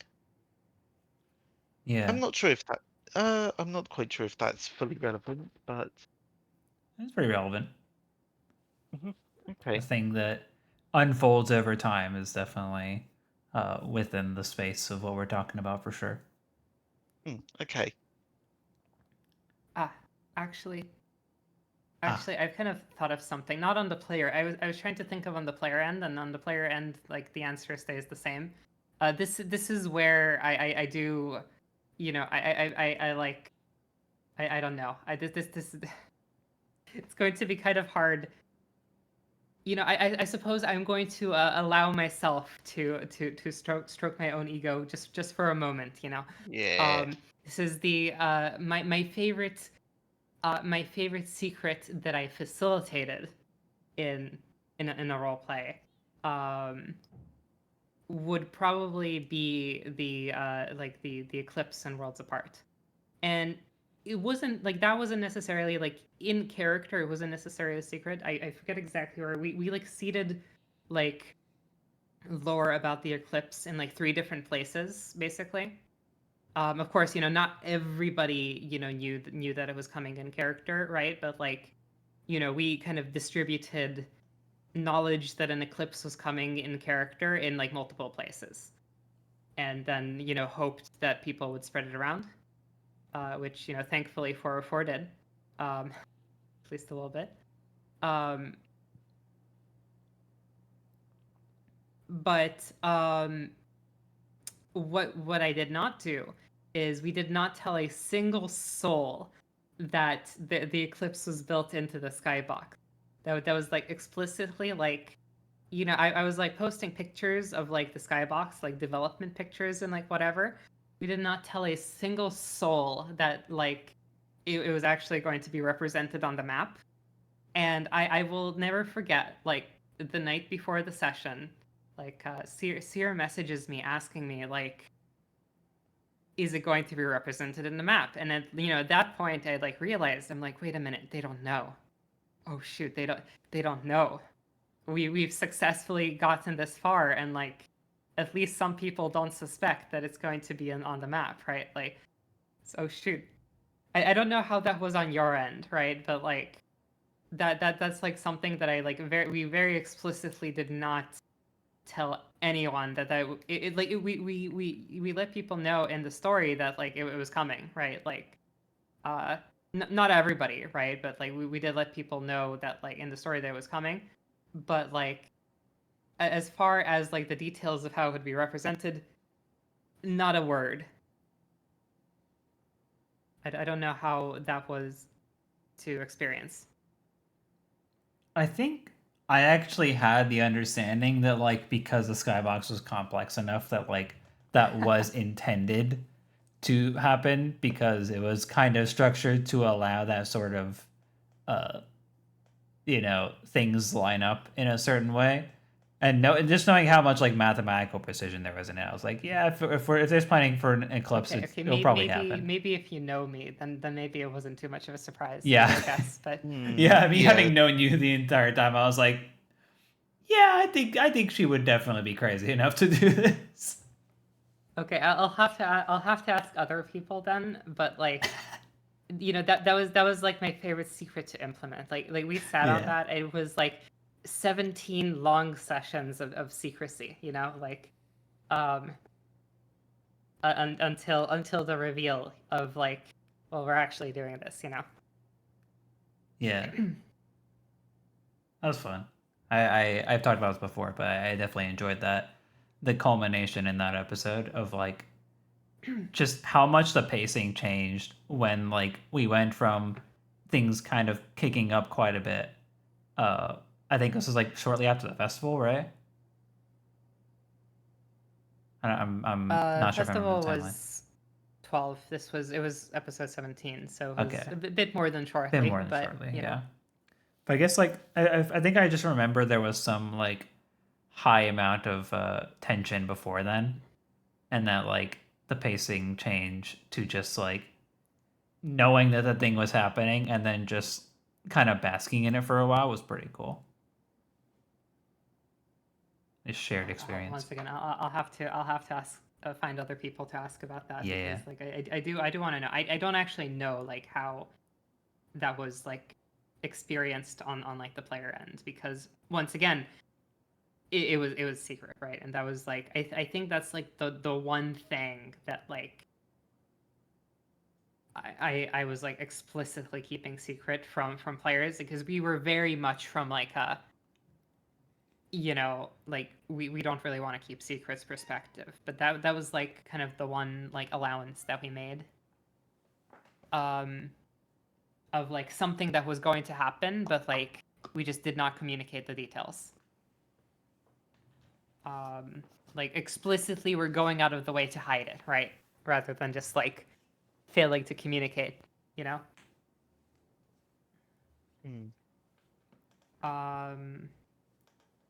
But yeah, I hope that landed well. It was certainly, I don't know.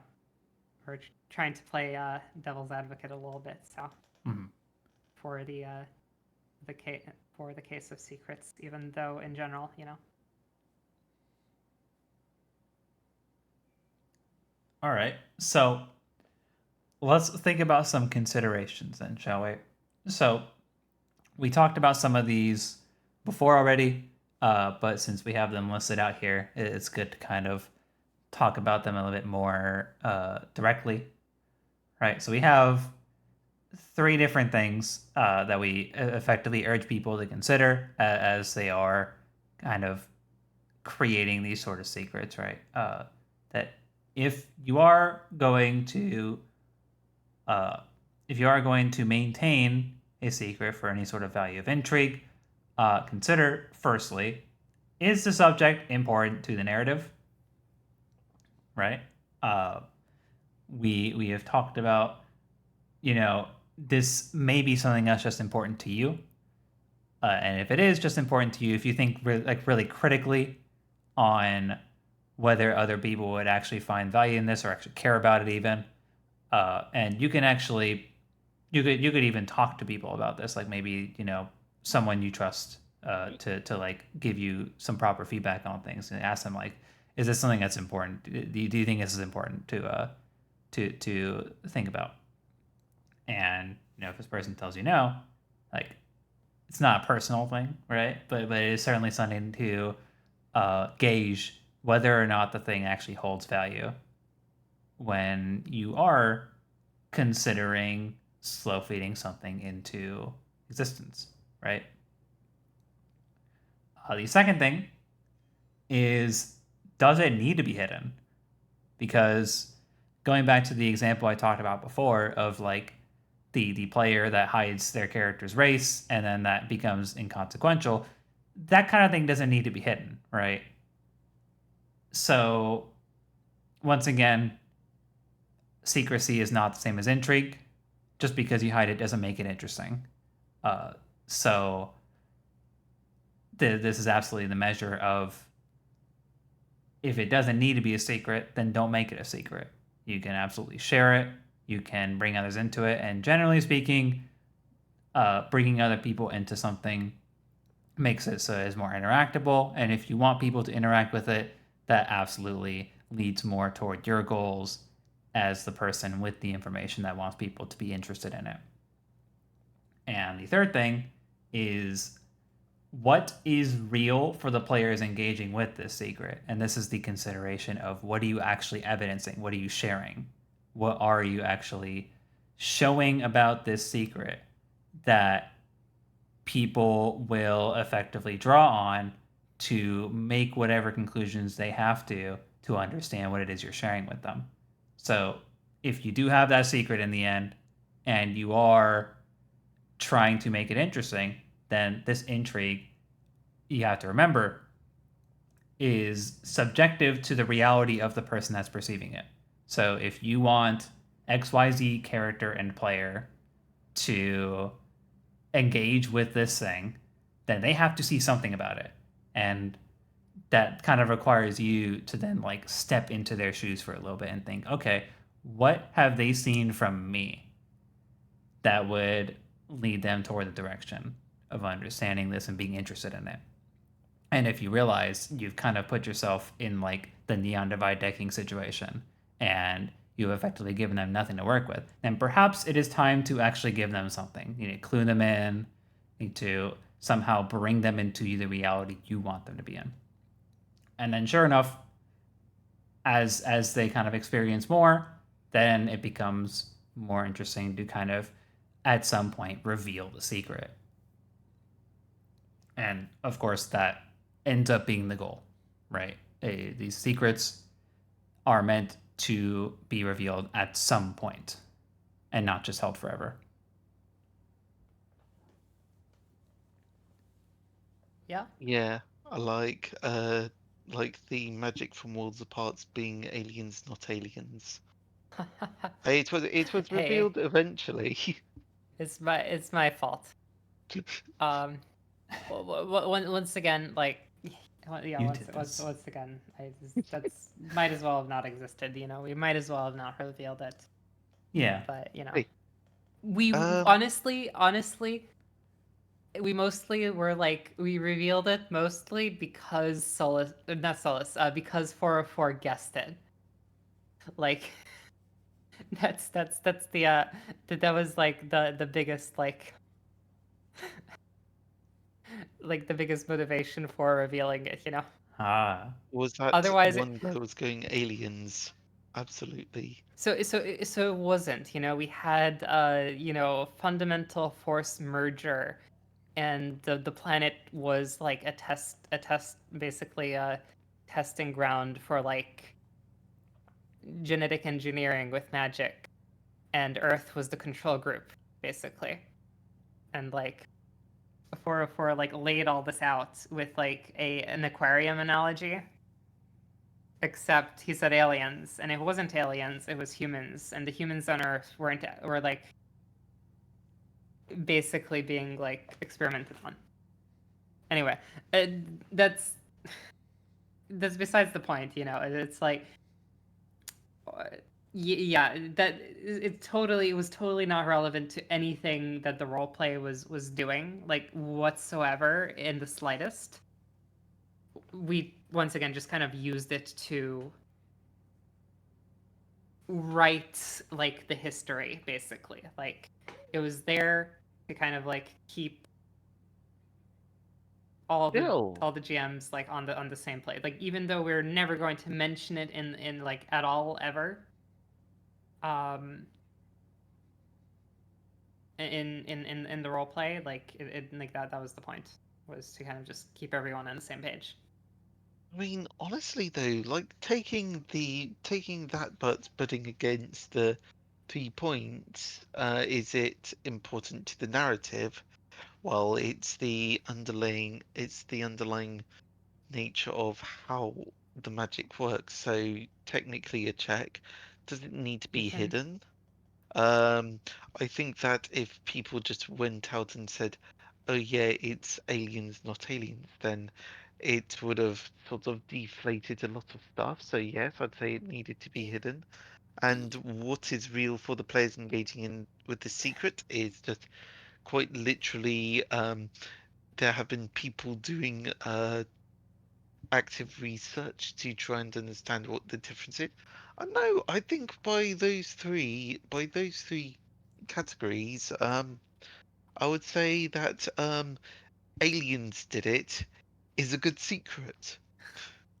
Yeah, I we did consider that the genre of the role play would change from like fantasy political to like sci-fi immediately, right?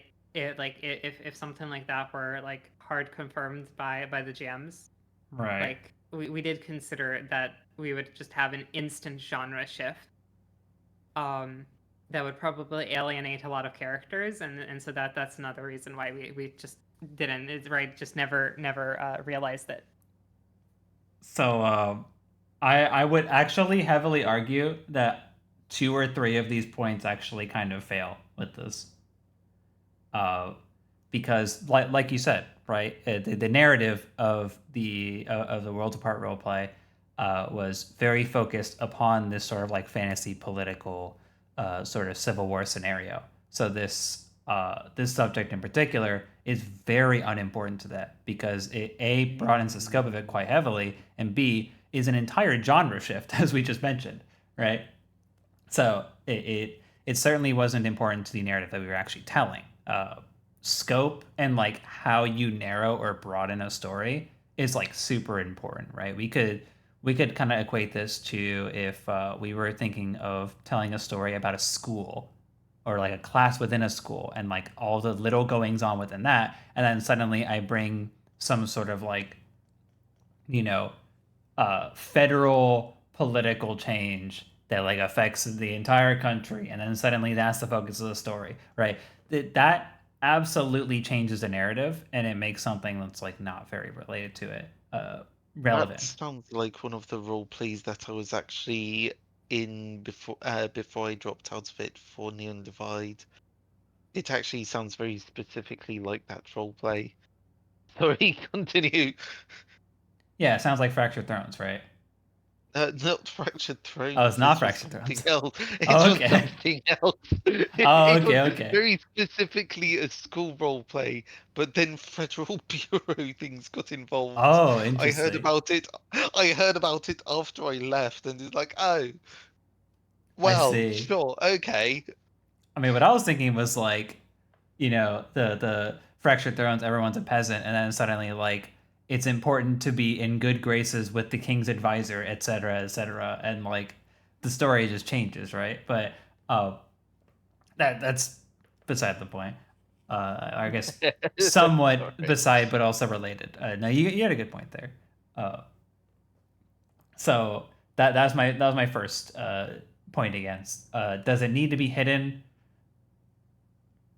That's a hard one. Because it being hidden.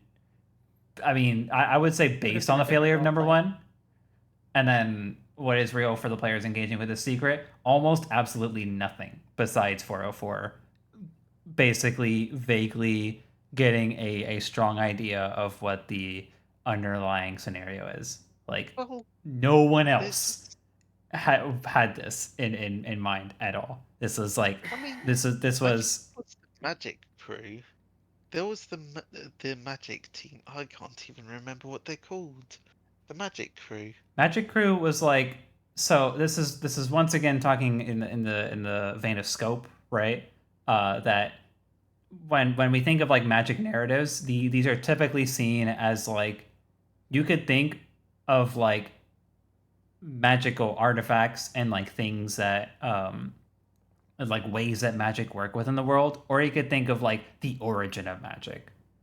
But those are two very different things. If you're like a historian kind of researching how magic started and like how you could tap into that history, that's very different from like I want to discover current implementations and understandings of magic and and experiment with it. Those are two very different things. So like if this kind of explanation of the secret magic lore loosely explains how the magic works, then like magic existing doesn't necessarily evidence it unless it evidences how exactly that's supposed to come about.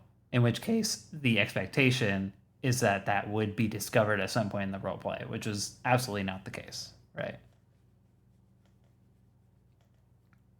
Yeah, Okay. I mean, I suppose you could say like, on one hand, you could say that like, we absolutely didn't end up needing this, right? But the idea was, and I like I personally think that the failure, and this is like the my personal like what I think we mostly did wrong with Worlds Apart was like not strongly enforcing themes, because like I think that's like really where this falls apart. It's not that like this lore, whether or not like this lore was necessary or not. It's like we didn't know whether or not this would be like necessary or not. We kind of like made it in case, like just Hmm. in case, because we were very much going from the direction of like we'll try to make what the players are doing work, right? Yeah. Um And from that sense, when we were writing the lore, we were anticipating that some people would probably be interested in magic, and we were anticipating that like we might have to like answer questions. Maybe not exactly about this, but we didn't know like how close we would have to get in answering questions about this. So like we just went all the way, basically, right? And like as for, the secret lore of humanity, right? Like once again, like this also wasn't like a lot about history, but like some of the stuff that we like did evidence, like some of like the myths in that we kind of handed down to people, and like there were like the elves, not like the myths surrounding the Fey elves. Once again, that was, I suppose, not very well communicated. I can probably I won't tangent off to that storyline right now, but like a lot of the myths were kind of like inspired by that, at least loosely, as well as like the timeline of like when like how magic like arrived in the world and then like later left. Like that timeline was kind of like inspired by this, as well as like there was like a one very particular fact that like some people definitely found weird. We were very open to like character creation and like different types of models. um One thing that I suppose two things that we explicitly declined, um which you might have like people definitely kind of picked up on, and probably thought it was kind of weird, was uh, we explicitly did not allow harpies to have, and we didn't end up with like too many harpies in the role play, but we explicitly did not allow harpies to have wings and hands. That was number one, and like number two was the do Lamia have eggs question, and the answer is no. The answer was like explicitly and like conclusively no. Um, and this was also like you know being drawn from the secret lore, because the idea is that like despite there being animal people, we could conclusively say that due to the secret lore, like everybody was everyone was actually like mammalian, um, Hmm. kind of two arms, two legs, like that sort of like body plan. Um, so yeah, it did come up in like some weird ways occasionally. I would probably agree it wasn't as important, right? It's I would not give it a lot of gravity, honestly. In my mind, it might as well have been the head canon of the GMs, and it that's more or less how I treat it, right? It Hmm. was our collective head canon, and the only reason it was at all more important than anyone else's head canon is because we were running the roleplay. People were kind of like looking to us to establish truth, which I am once again slightly against nowadays. But yeah. I actually thinking on it a bit more, uh just how magic ended up being treated in the roleplay. I'm still of the mind that like there was still the central core narrative of this battle against predetermination, and the Civil War being this sort of like kind of notion of rebellion that like I kind of just saw magic as like an abstraction of rebellion. I thought that that was a very fundamental key way that people would rebel against the kind of establishment state, that it Mhm. was basically a symbol of whether or not someone was either for or extremely against Mhm. the predetermined notion, right? It was a symbol of how people would do that. It's obviously if they had the magic of foresight, the greater magic, they were gifted and they are effectively aligned very easily in one direction, versus if they had any of the lesser magics that was not predetermination, they were effectively heretical and would lean very much the other way. And practicing either way, either kind of magic, was effectively a abstraction of what their beliefs were on the matter. I was really sad when that theme kind of fell apart. That is exactly what was intended, and I'm really sad that that theme kind of fell apart very quickly. Yeah. Because it was meant to be a symbol of rebellion.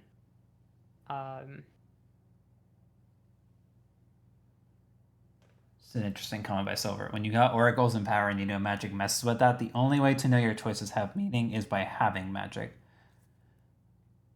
I wouldn't say it's the only way, and I'm curious to know what you mean by that. But I do think it is a way, and I think it's a very powerful way.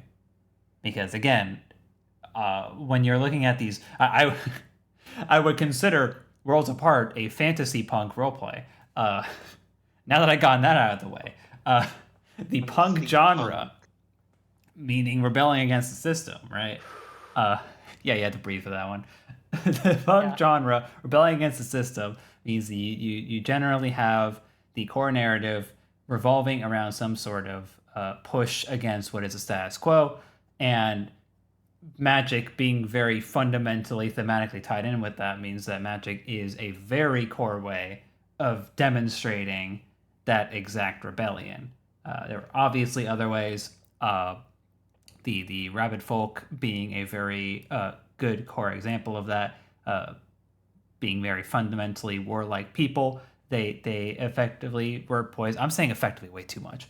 They were poised to be the ones to kind of shake things up in either a societal sense or just generally being gremlins, right? A lot more chaotic kind of people. So I think there were a lot of avenues to do this with, and even on the other side, being like having been on the Empire's state of mind with Rowan, I think there were a lot of ways to evidence. Not the only way. Let me rephrase. Silver is rephrasing here. It's the only way to know your choices are yours. Your choices have meaning since they are your choices regardless of what they are. But did you make choices because the Oracle foresaw it or because you made it? And yeah, that's I see where you're coming from on that one. It's a wider philosophical question. Yeah, that's a very philosophical question. That's just, is predeterminism real? And that was accentuated further because of the fact that the oracles historically could tap into it. Yeah. Yeah. So, however, for that statement, I will say, predeterminism without a way of determining is indistinguishable from free will. And with that, I dab. Good dab. We've really tangented, haven't we? Yeah. Yeah. Well, like I think we're rounding out some pretty good points here. Do you want to bring it back somewhere? I don't know. Like, no, I'm just saying. It's like, whoa, we're talking about philosophy now. Yeah, we got pretty deep in there. We've labeled warp fantasy punk. That's actually I did that. We didn't. I sighed because like punk is just like a really mistreated genre. My cat agrees, as you can probably hear. Make a fuss of them. She wants to play, so at some point I'm gonna have to get the string out and whip it around till she catches it. Yeah. Okay. All right. But yeah. So. Yeah. So I do. Okay. So I am harkening, but I am looking back at the list, and I did see that we missed a bit about collaboration, or did we cover much about collaboration using secrets? I think we or actually how secrets. We kind of. So I think we can talk about it a little bit here if you want to, but I think we actually kind of talked about it embedded with like a bunch of other topics too, like power dynamics And then I think we transition into like how having these power dynamics of holding the secrets kind of keeps people from working with each other. And then on top of that, also handling secrets better by by evidencing things in the middle and communicating important parts of it that will eventually lead people to discovering the secret and creating intrigue. Effectively allows people to collaborate more and is a better signal of trust and collaboration, but effectively leading players to work with each other better. I think I think I agree that we definitely talked about it like in regards to like other stuff. I will bring up a point now. Now that we're talking about this, I do have a point that I think we haven't though. Kind of like the flip side of that, because yeah, like holding secrets, especially if you're holding out of character secrets, but really hurts the ability to like collaborate with other role players who are also in the same role play, right? Especially if you're holding out of character secrets. To some extent, if you're holding onto in character secrets, right? Because um, as well. Um, but then there's the question of, well, what about the flip side of like, how does that collaboration look like with secrets, right? Like, let's say we want to have like a secret plot, like a plot where there's a secret and it gets revealed. How do you work together, kind of with everyone, to have that go off well? I do have some thoughts on it, but I'd be interested to hear what you all think. Sorry, using a secret to make a plot pop off? Or... Yeah, so like if we're going to do like an intrigue plot like with secret, right, with secrets, um there is like a level of trust required to pull that off, right? Because like that's like one of the problems with just hoarding secrets, is that kind of hurts the trust that's kind of like required to actually work together in like a role play context. um like just holding on to secrets makes it harder, like out of character makes it harder to trust people, and in character holding on to secrets makes it harder to engage with those characters. um So I do have something where I can sort of provide a bit of a counter argument, and I think it's for the purpose of secret identities. So, for example, for the case of shadow running, I a character wouldn't want people to know their identity so that they can't follow them into their normal day-to-day life. So, for example, Toronto had a Shadowrun identity which he used to be more comfortable with throwing himself into rather dangerous situations involving something, running into companies and stealing things, something. And so having that compromised would mean that he would be a lot less likely to get involved in those sorts of events. So, so I would say that secret identity would actually be a point for keeping secrets, because then it facilitates, oh hey, he can interact with people without them expecting him to act the same way he normally does because he's wearing a mask. I think that I one's kind of an interesting. I wouldn't say counterexample. I think that's one that deserves like a little closer look, right? Because when it comes to like these secret identity sort of situations, hold on, let me pick up my cat here. So when it comes to these like secret identity sort of situations, what you run into is like, well, your character has a disguise in some way, which is usually communicated to people by a they hear the person's voice, they know the player, or they recognize the player physically and or uh, vocally, or b the difference is obvious enough that you know that the player is in a disguise, but it's the same character, and at least something is recognizable that, like, generally speaking, the player is aware of this difference. They're aware of this being a disguise, and they're aware that like this person's going by a different name because that's what the character effectively needs to do in this sort of situation. Mm-hmm.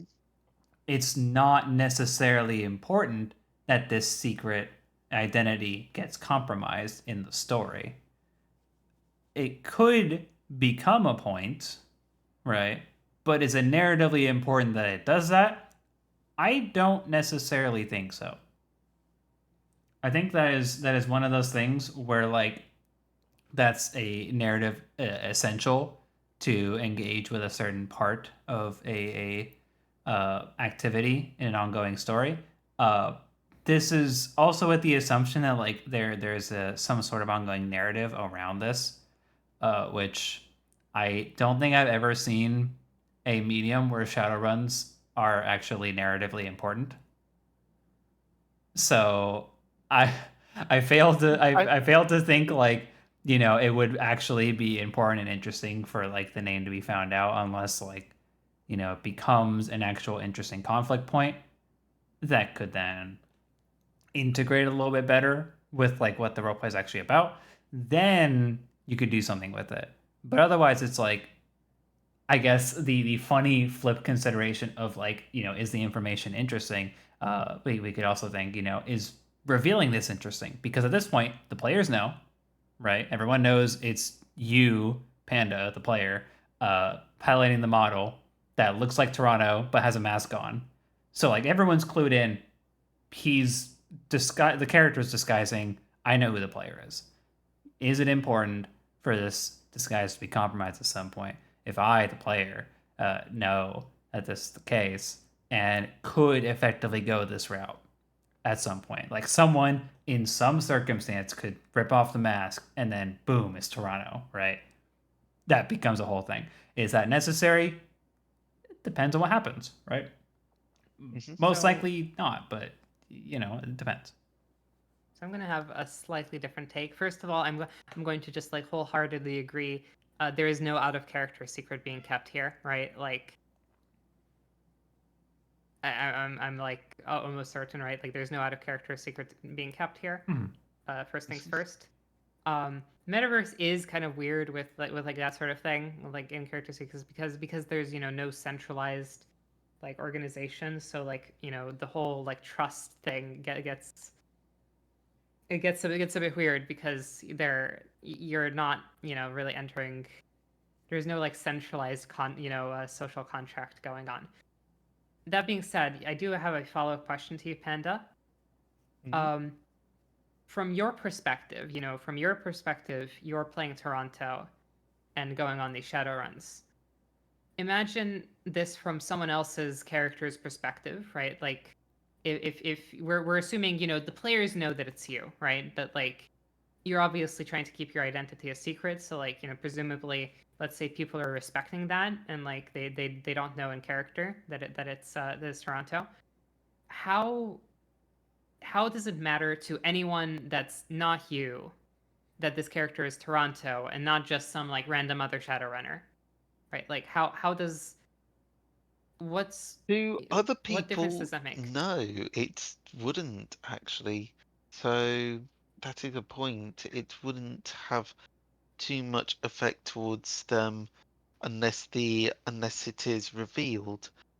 In this example, it is the case where some of the people knew Taranto. Well, one of the people knew Taranto was the masked individual, and maybe only one other person knew of Taranto but didn't know it was the masked individual. It's just a name drop in the middle of the mission.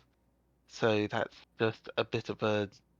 It's the idea of that is now an exposed identity that someone knows that Taranto was at a certain location at this point. And for someone who doesn't want to get, I think it's more for the, I suppose it's the, I suppose it would be for the aesthetic at that point, but Mm. it is something where a character who wants to keep their identity hidden because they don't want to be associated, as in their normal identity, they don't want associated with doing these underground activities, it would matter to them quite a bit, and it would only matter to other people if they are invested in making sure that he is not involved in these activities for either their own for their own personal benefit of getting him in trouble, or if they want to make sure that Taranto stays out of trouble and thus doesn't go on these events in the first place. Yeah. Uh, so it is just those angles in particular that's more of interpersonal connections. Yeah, so let's like do a little thought experiment, right? Like if this instead was encapsulated within a story that involved perhaps a smaller community that has for the longest time kept their neck out of the businesses that kind of oversee them, are just trying to, you know, live within their means and get by, that like you have this character who is effectively trying to go outside of their means to try to live better or do more for others or whatever the thing is. And effectively, Toronto ends up in this case becoming the symbol of like this potential reach into danger and the worry that people around him might have, then yeah, this reveal would have some weight onto the thematic relevance of the setting, because it's actually crucially important that like people have opinions about whether or not someone is actively going out and sabotaging corporations and or putting themselves and others around them in danger. Like that would absolutely be relevant. So in that sort of case, I think it would very much make sense that like a discovery in the secret identity of whatever Toronto's going under would actually make sense. In the case of the metaverse, probably not, right? So again, this is something that depends entirely on context. Is it important for this to happen? In the thought experiment, I would say yes. Otherwise, if you don't have that, probably not. And I suppose in my opinion, like I would treat the sort of like I would honestly treat the secret identity basically as like an entirely different like I suppose the point that I was making, right, was that um in character secrets make it harder to kind of make it harder to work together with or engage with that character. And the reason I make that point is because I would honestly treat the secret identity as an entirely separate character Mm. until the point that it gets revealed that that's actually the same character, right? Until that point, I think they might as well be different characters for most intents and purposes. I don't know, unless you're doing like a murder mystery or something, in which case the fact that you're never in the same room at the same time might actually matter, right? Um, but like otherwise, if you're kind of just like playing the secret identity one session and then the character another session, right? Like for all intents and purposes, there are people who are interacting with Toronto, and there are people who are interacting with their Shadowrun identity. And the people who are interacting with their Shadowrun identity can't interact with Toronto, and the people who are interacting with Toronto can't interact with their Shadowrun identity. And that's what I mean by it makes it like harder to engage with the character. Is in this case is like I suppose you're like you basically have like two characters that you're keeping separate. Um, it's not like someone could like meaningfully like track them down, like or like stumble upon this without going and like organizing a scene with you, right? And if you Yeah. don't want that to happen, you can just say no, right? Like um so like there is no like meaningful way to engage with that. So that's kind of like why I personally would treat the secret identity as like essentially a different character from the perspective of anyone that's not you, basically. or not in the know. Yeah. Okay. All right. Yeah, secret identity is just it's an avenue that I don't think had been brought up yet. So it was quite good to hear about that. Yeah. It's certainly one of those situations of the character holding the secret and the players not holding the secret, right? It's one of those very explicit Mm-hmm. ones. I think it's like the extreme end too. It's like the character definitely has a secret, and it's definitely like full block, literally different characters that you're interacting with sort of situation, where the players are generally very aware, and the kind of element of trust is, I know you know about this difference. I know you know about me being this different identity, and I'm trusting that you will treat this as a different character. And usually that's what people do. I think that's a generally well respected. Though there are a lot of role plays that put in disguise rules specifically for this reason to make sure that there is that understanding of what exactly constitutes that. Because like model work is a whole business to consider, and if a character is recognizable, a reasonable person might still look at someone who's literally just donned a mask and be like, I know it's you. But like realistically, because of like model work restrictions and the difficulties of it sometimes for differing levels of technical aptitude, we generally lean toward any sort of effort to disguise is a good enough disguise. And that I think has kind of seeded well, or well enough, I would say, in the roleplay community largely. I think enough role players have kind of picked up on that sort of mindset where they see any sort of like difference trying to conceal something and have generally taken it as like, oh, who's this person? So I'm watching the time here really closely. There's like one more point that I wanted to make Sure. before we go into like extra territory, because we've talked a bit about, we've talked about keeping secrets, we've talked about telling secrets. Um, I want to talk just a very little bit about, you've just been told a secret. What do you do? Oh, okay. I very specifically have experience with this, and my first thing that I did was actually what I did was mull over it for a bit. Well, I talked with the person who revealed the secret to me about this, sat on it on a bit, got really stressed out, and then went to a therapist Oh, in character. well, that's good. In character, yeah. So in character, actually went to a therapist to then talk about it. Yes, so the meat rack does in fact have a therapist character, and the meat rack medical staff are actually somewhat competent and they take medical confidentiality very seriously.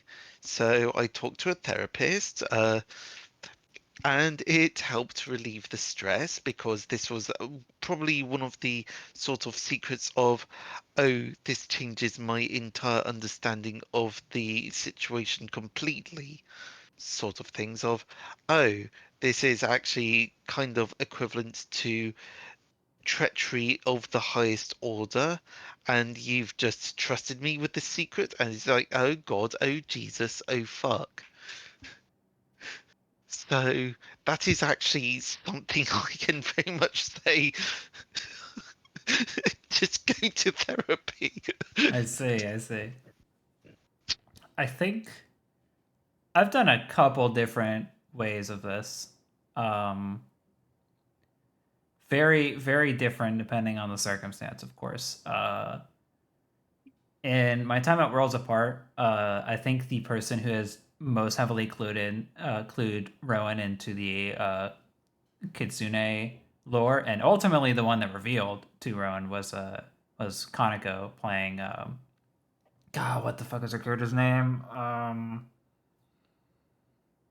I am forgetting. I'm forgetting. Anyways, so Kaneko was absolutely the one that kind of heavily clued in some aspects of the Kitsune lore to my character, and clued into me, the player, that she was kind of eager to explore leading up to that reveal.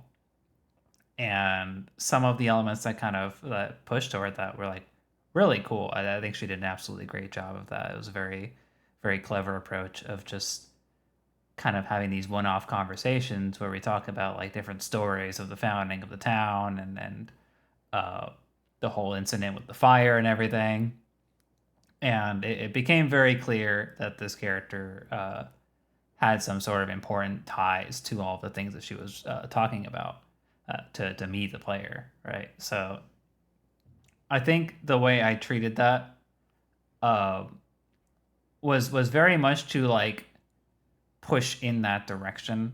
I don't think I necessarily planned out or like talked to her at length about like how it would end up panning out, but I think my response was mostly to kind of also push in that direction. I try to match tempo as much as possible when it comes to things like that. So I think um, Rowan, I guess the way the character would pace is very much in his own kind of stagnancy, and I had him budge a little bit on some of those. Right, I would have him kind of listen into some of these situations to kind of lean out of his usual docileness quite a bit. That when that whole fire situation happened, he actually like really got angry about it.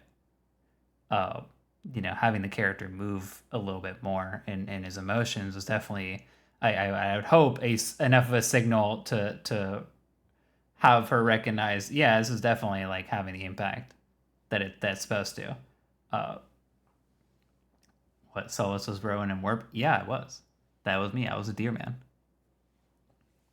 But yeah, I was. That was my kind of goal in responding to that particular instance. I also have the example of Flynn figuring out who Iando was in Fractured Thrones, and that was weird because I never got to figure out from I never got it from the horse's mouth, to say the least. Like I basically got it from like literally everywhere else from everyone else in like various ways, that at some point like it just became clear after like 10 to 12 episodes of like question marking around everywhere that like there's a mysterious woman, and that woman is also a tree. And at some point I just treated it as like me as Flynn walking up to this mysterious tree woman that's all hooded up and out in the open. I'm just like, yo, by the way, I I learned what you are from a bunch of other people, and I'm gonna be honest, I'll keep the secret, all right? Your secret's safe with me. And it was like a big like nudge nudge kind of moment. And it was very interesting because like this guy basically had his worldview just wildly expanded, and I treated it in a very like kind of casual way. And I guess the reason why I did that in the moment was because there was absolutely not going to be any value in making a big fuss about it, because there was already kind of notions that that wasn't going to work. So my goal with that um, was to effectively kind of what's the word, to I don't want to say integrate. I think the goal there was to show how adaptable the character is, and to kind of evidence to the player, which is Ariana, to evidence to her that there is enough information out there about the character who's effectively trying to hide herself, that completely unrelated people are just learning this shit out in the blue.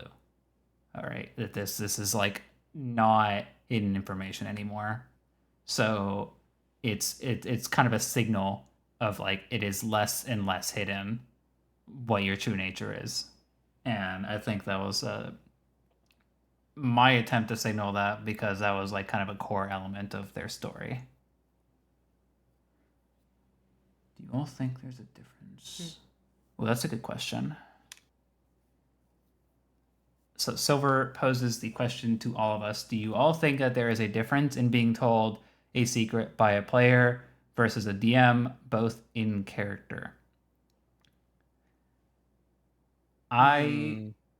Do you want Heavily to answer first? contextual.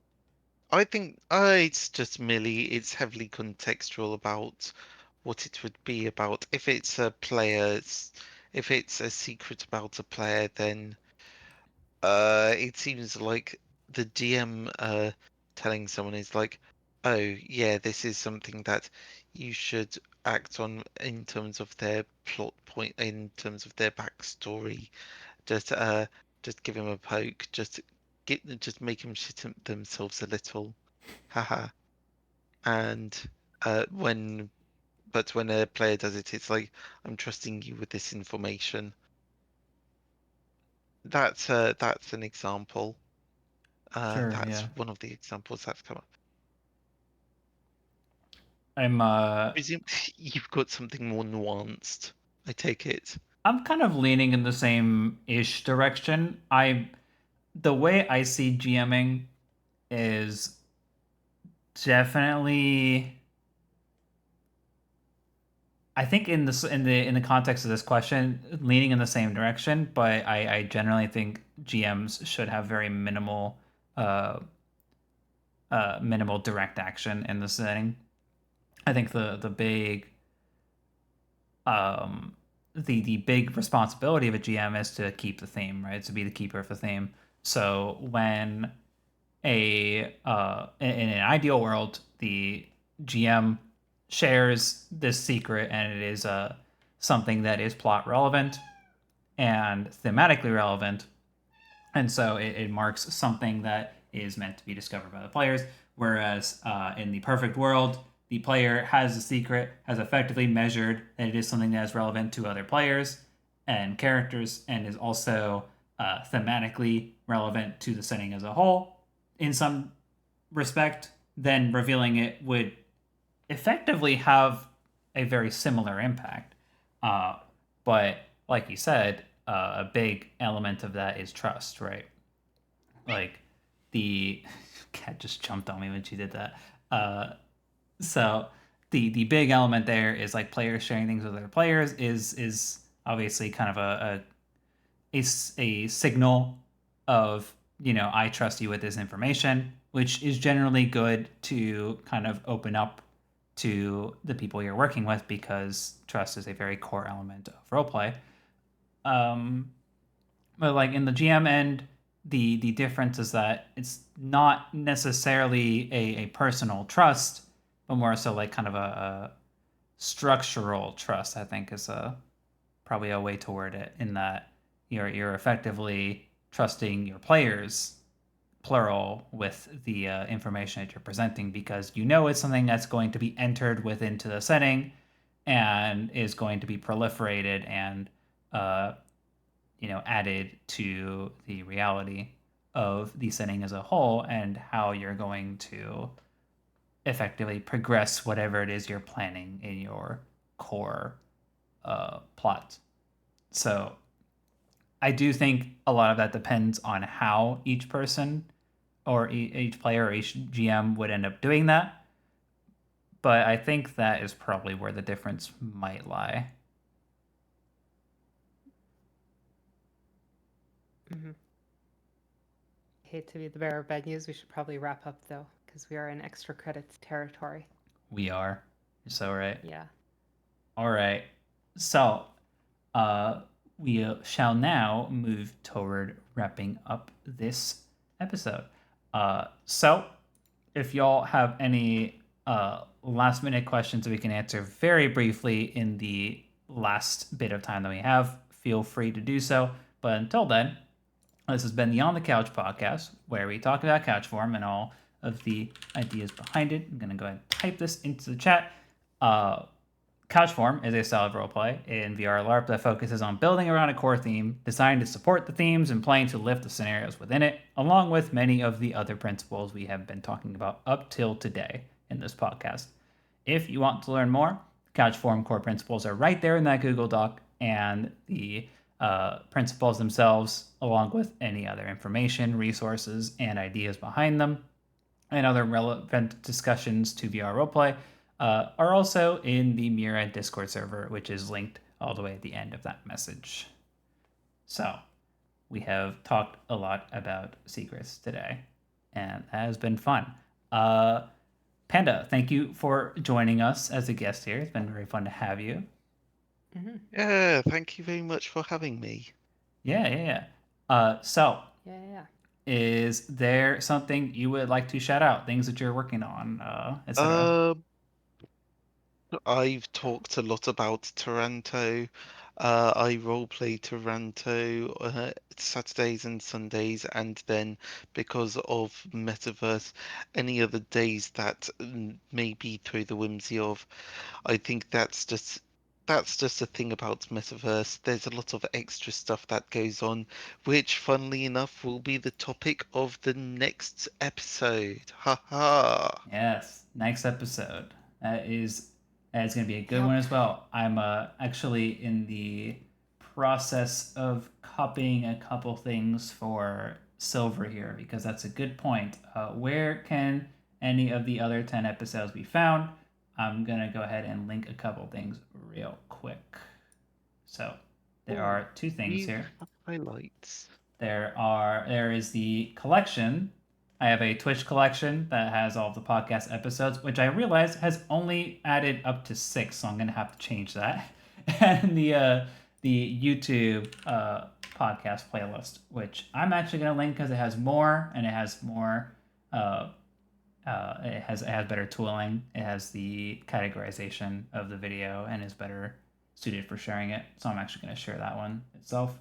But if you do end up joining the Myriad Discord server, both of them are linked in official resources. So you will be able to find that at your leisure. But let me go ahead and get the playlist for you super quick. Scroll down here, view full podcast. And I will add 9 and 10 really quick. I think I have finished uploading 9 and just haven't added to the playlist, so I should have those on there within a couple days. But here is the playlist. Huzzah. All right. Anything else before we fully wrap up? No, I think that's pretty much it. I just want to say thank you very much for having me. It has been a pleasure. It's- ah, but oh my goodness, time zone. Yeah. When is time zones going to be a topic? All right. Oh gosh. Principle number Yeah. 13: eradicate all time zones. Just like destroy the sun, and then we can all, Or just like put not us share the same time zone. What if we like invert the sun and like go inside of it, right? Then the sun's all around us and we never have to worry. Well, okay. I didn't know that we could invert the sun. What would the sun inside? Just flip the Wouldn't we normals. just get cooked? Just flip the Oh normals, dude. God, no, not the normals. That's all you gotta do. Use front face culling instead of back face culling. There's another option. You know, we have so many options here. Actually, now that's another topic. Is the necessity for model work for VR chat roleplay, is that something that has been talked about? Briefly, we did talk about it a bit briefly. I think it was. I think it's part of like the essential elements because like Yeah. it literally is kind of like you need a model one way or the other, regardless of whether or not you make it yourself. That could actually be relevant to extra credit, right? Yeah, Ooh. probably. We could talk about Well that then, next week. Yeah. I look forward to hearing what conclusions you come to it. All right. Mm-hmm. So, that being the case, we're going to wrap up here then. So, this has been On the Couch, episode number 11. And next week will be our last episode of On the Couch. We're going to be talking about core principle number 12, which is no extra credit, and where we will talk about the time constraints and the responsibilities and the requirements to get involved in VR roleplay and what it means when those are either less clear or there are just far too many things to get involved with. Until then, we'll see you all next time. Bye-bye. Bye. Hi.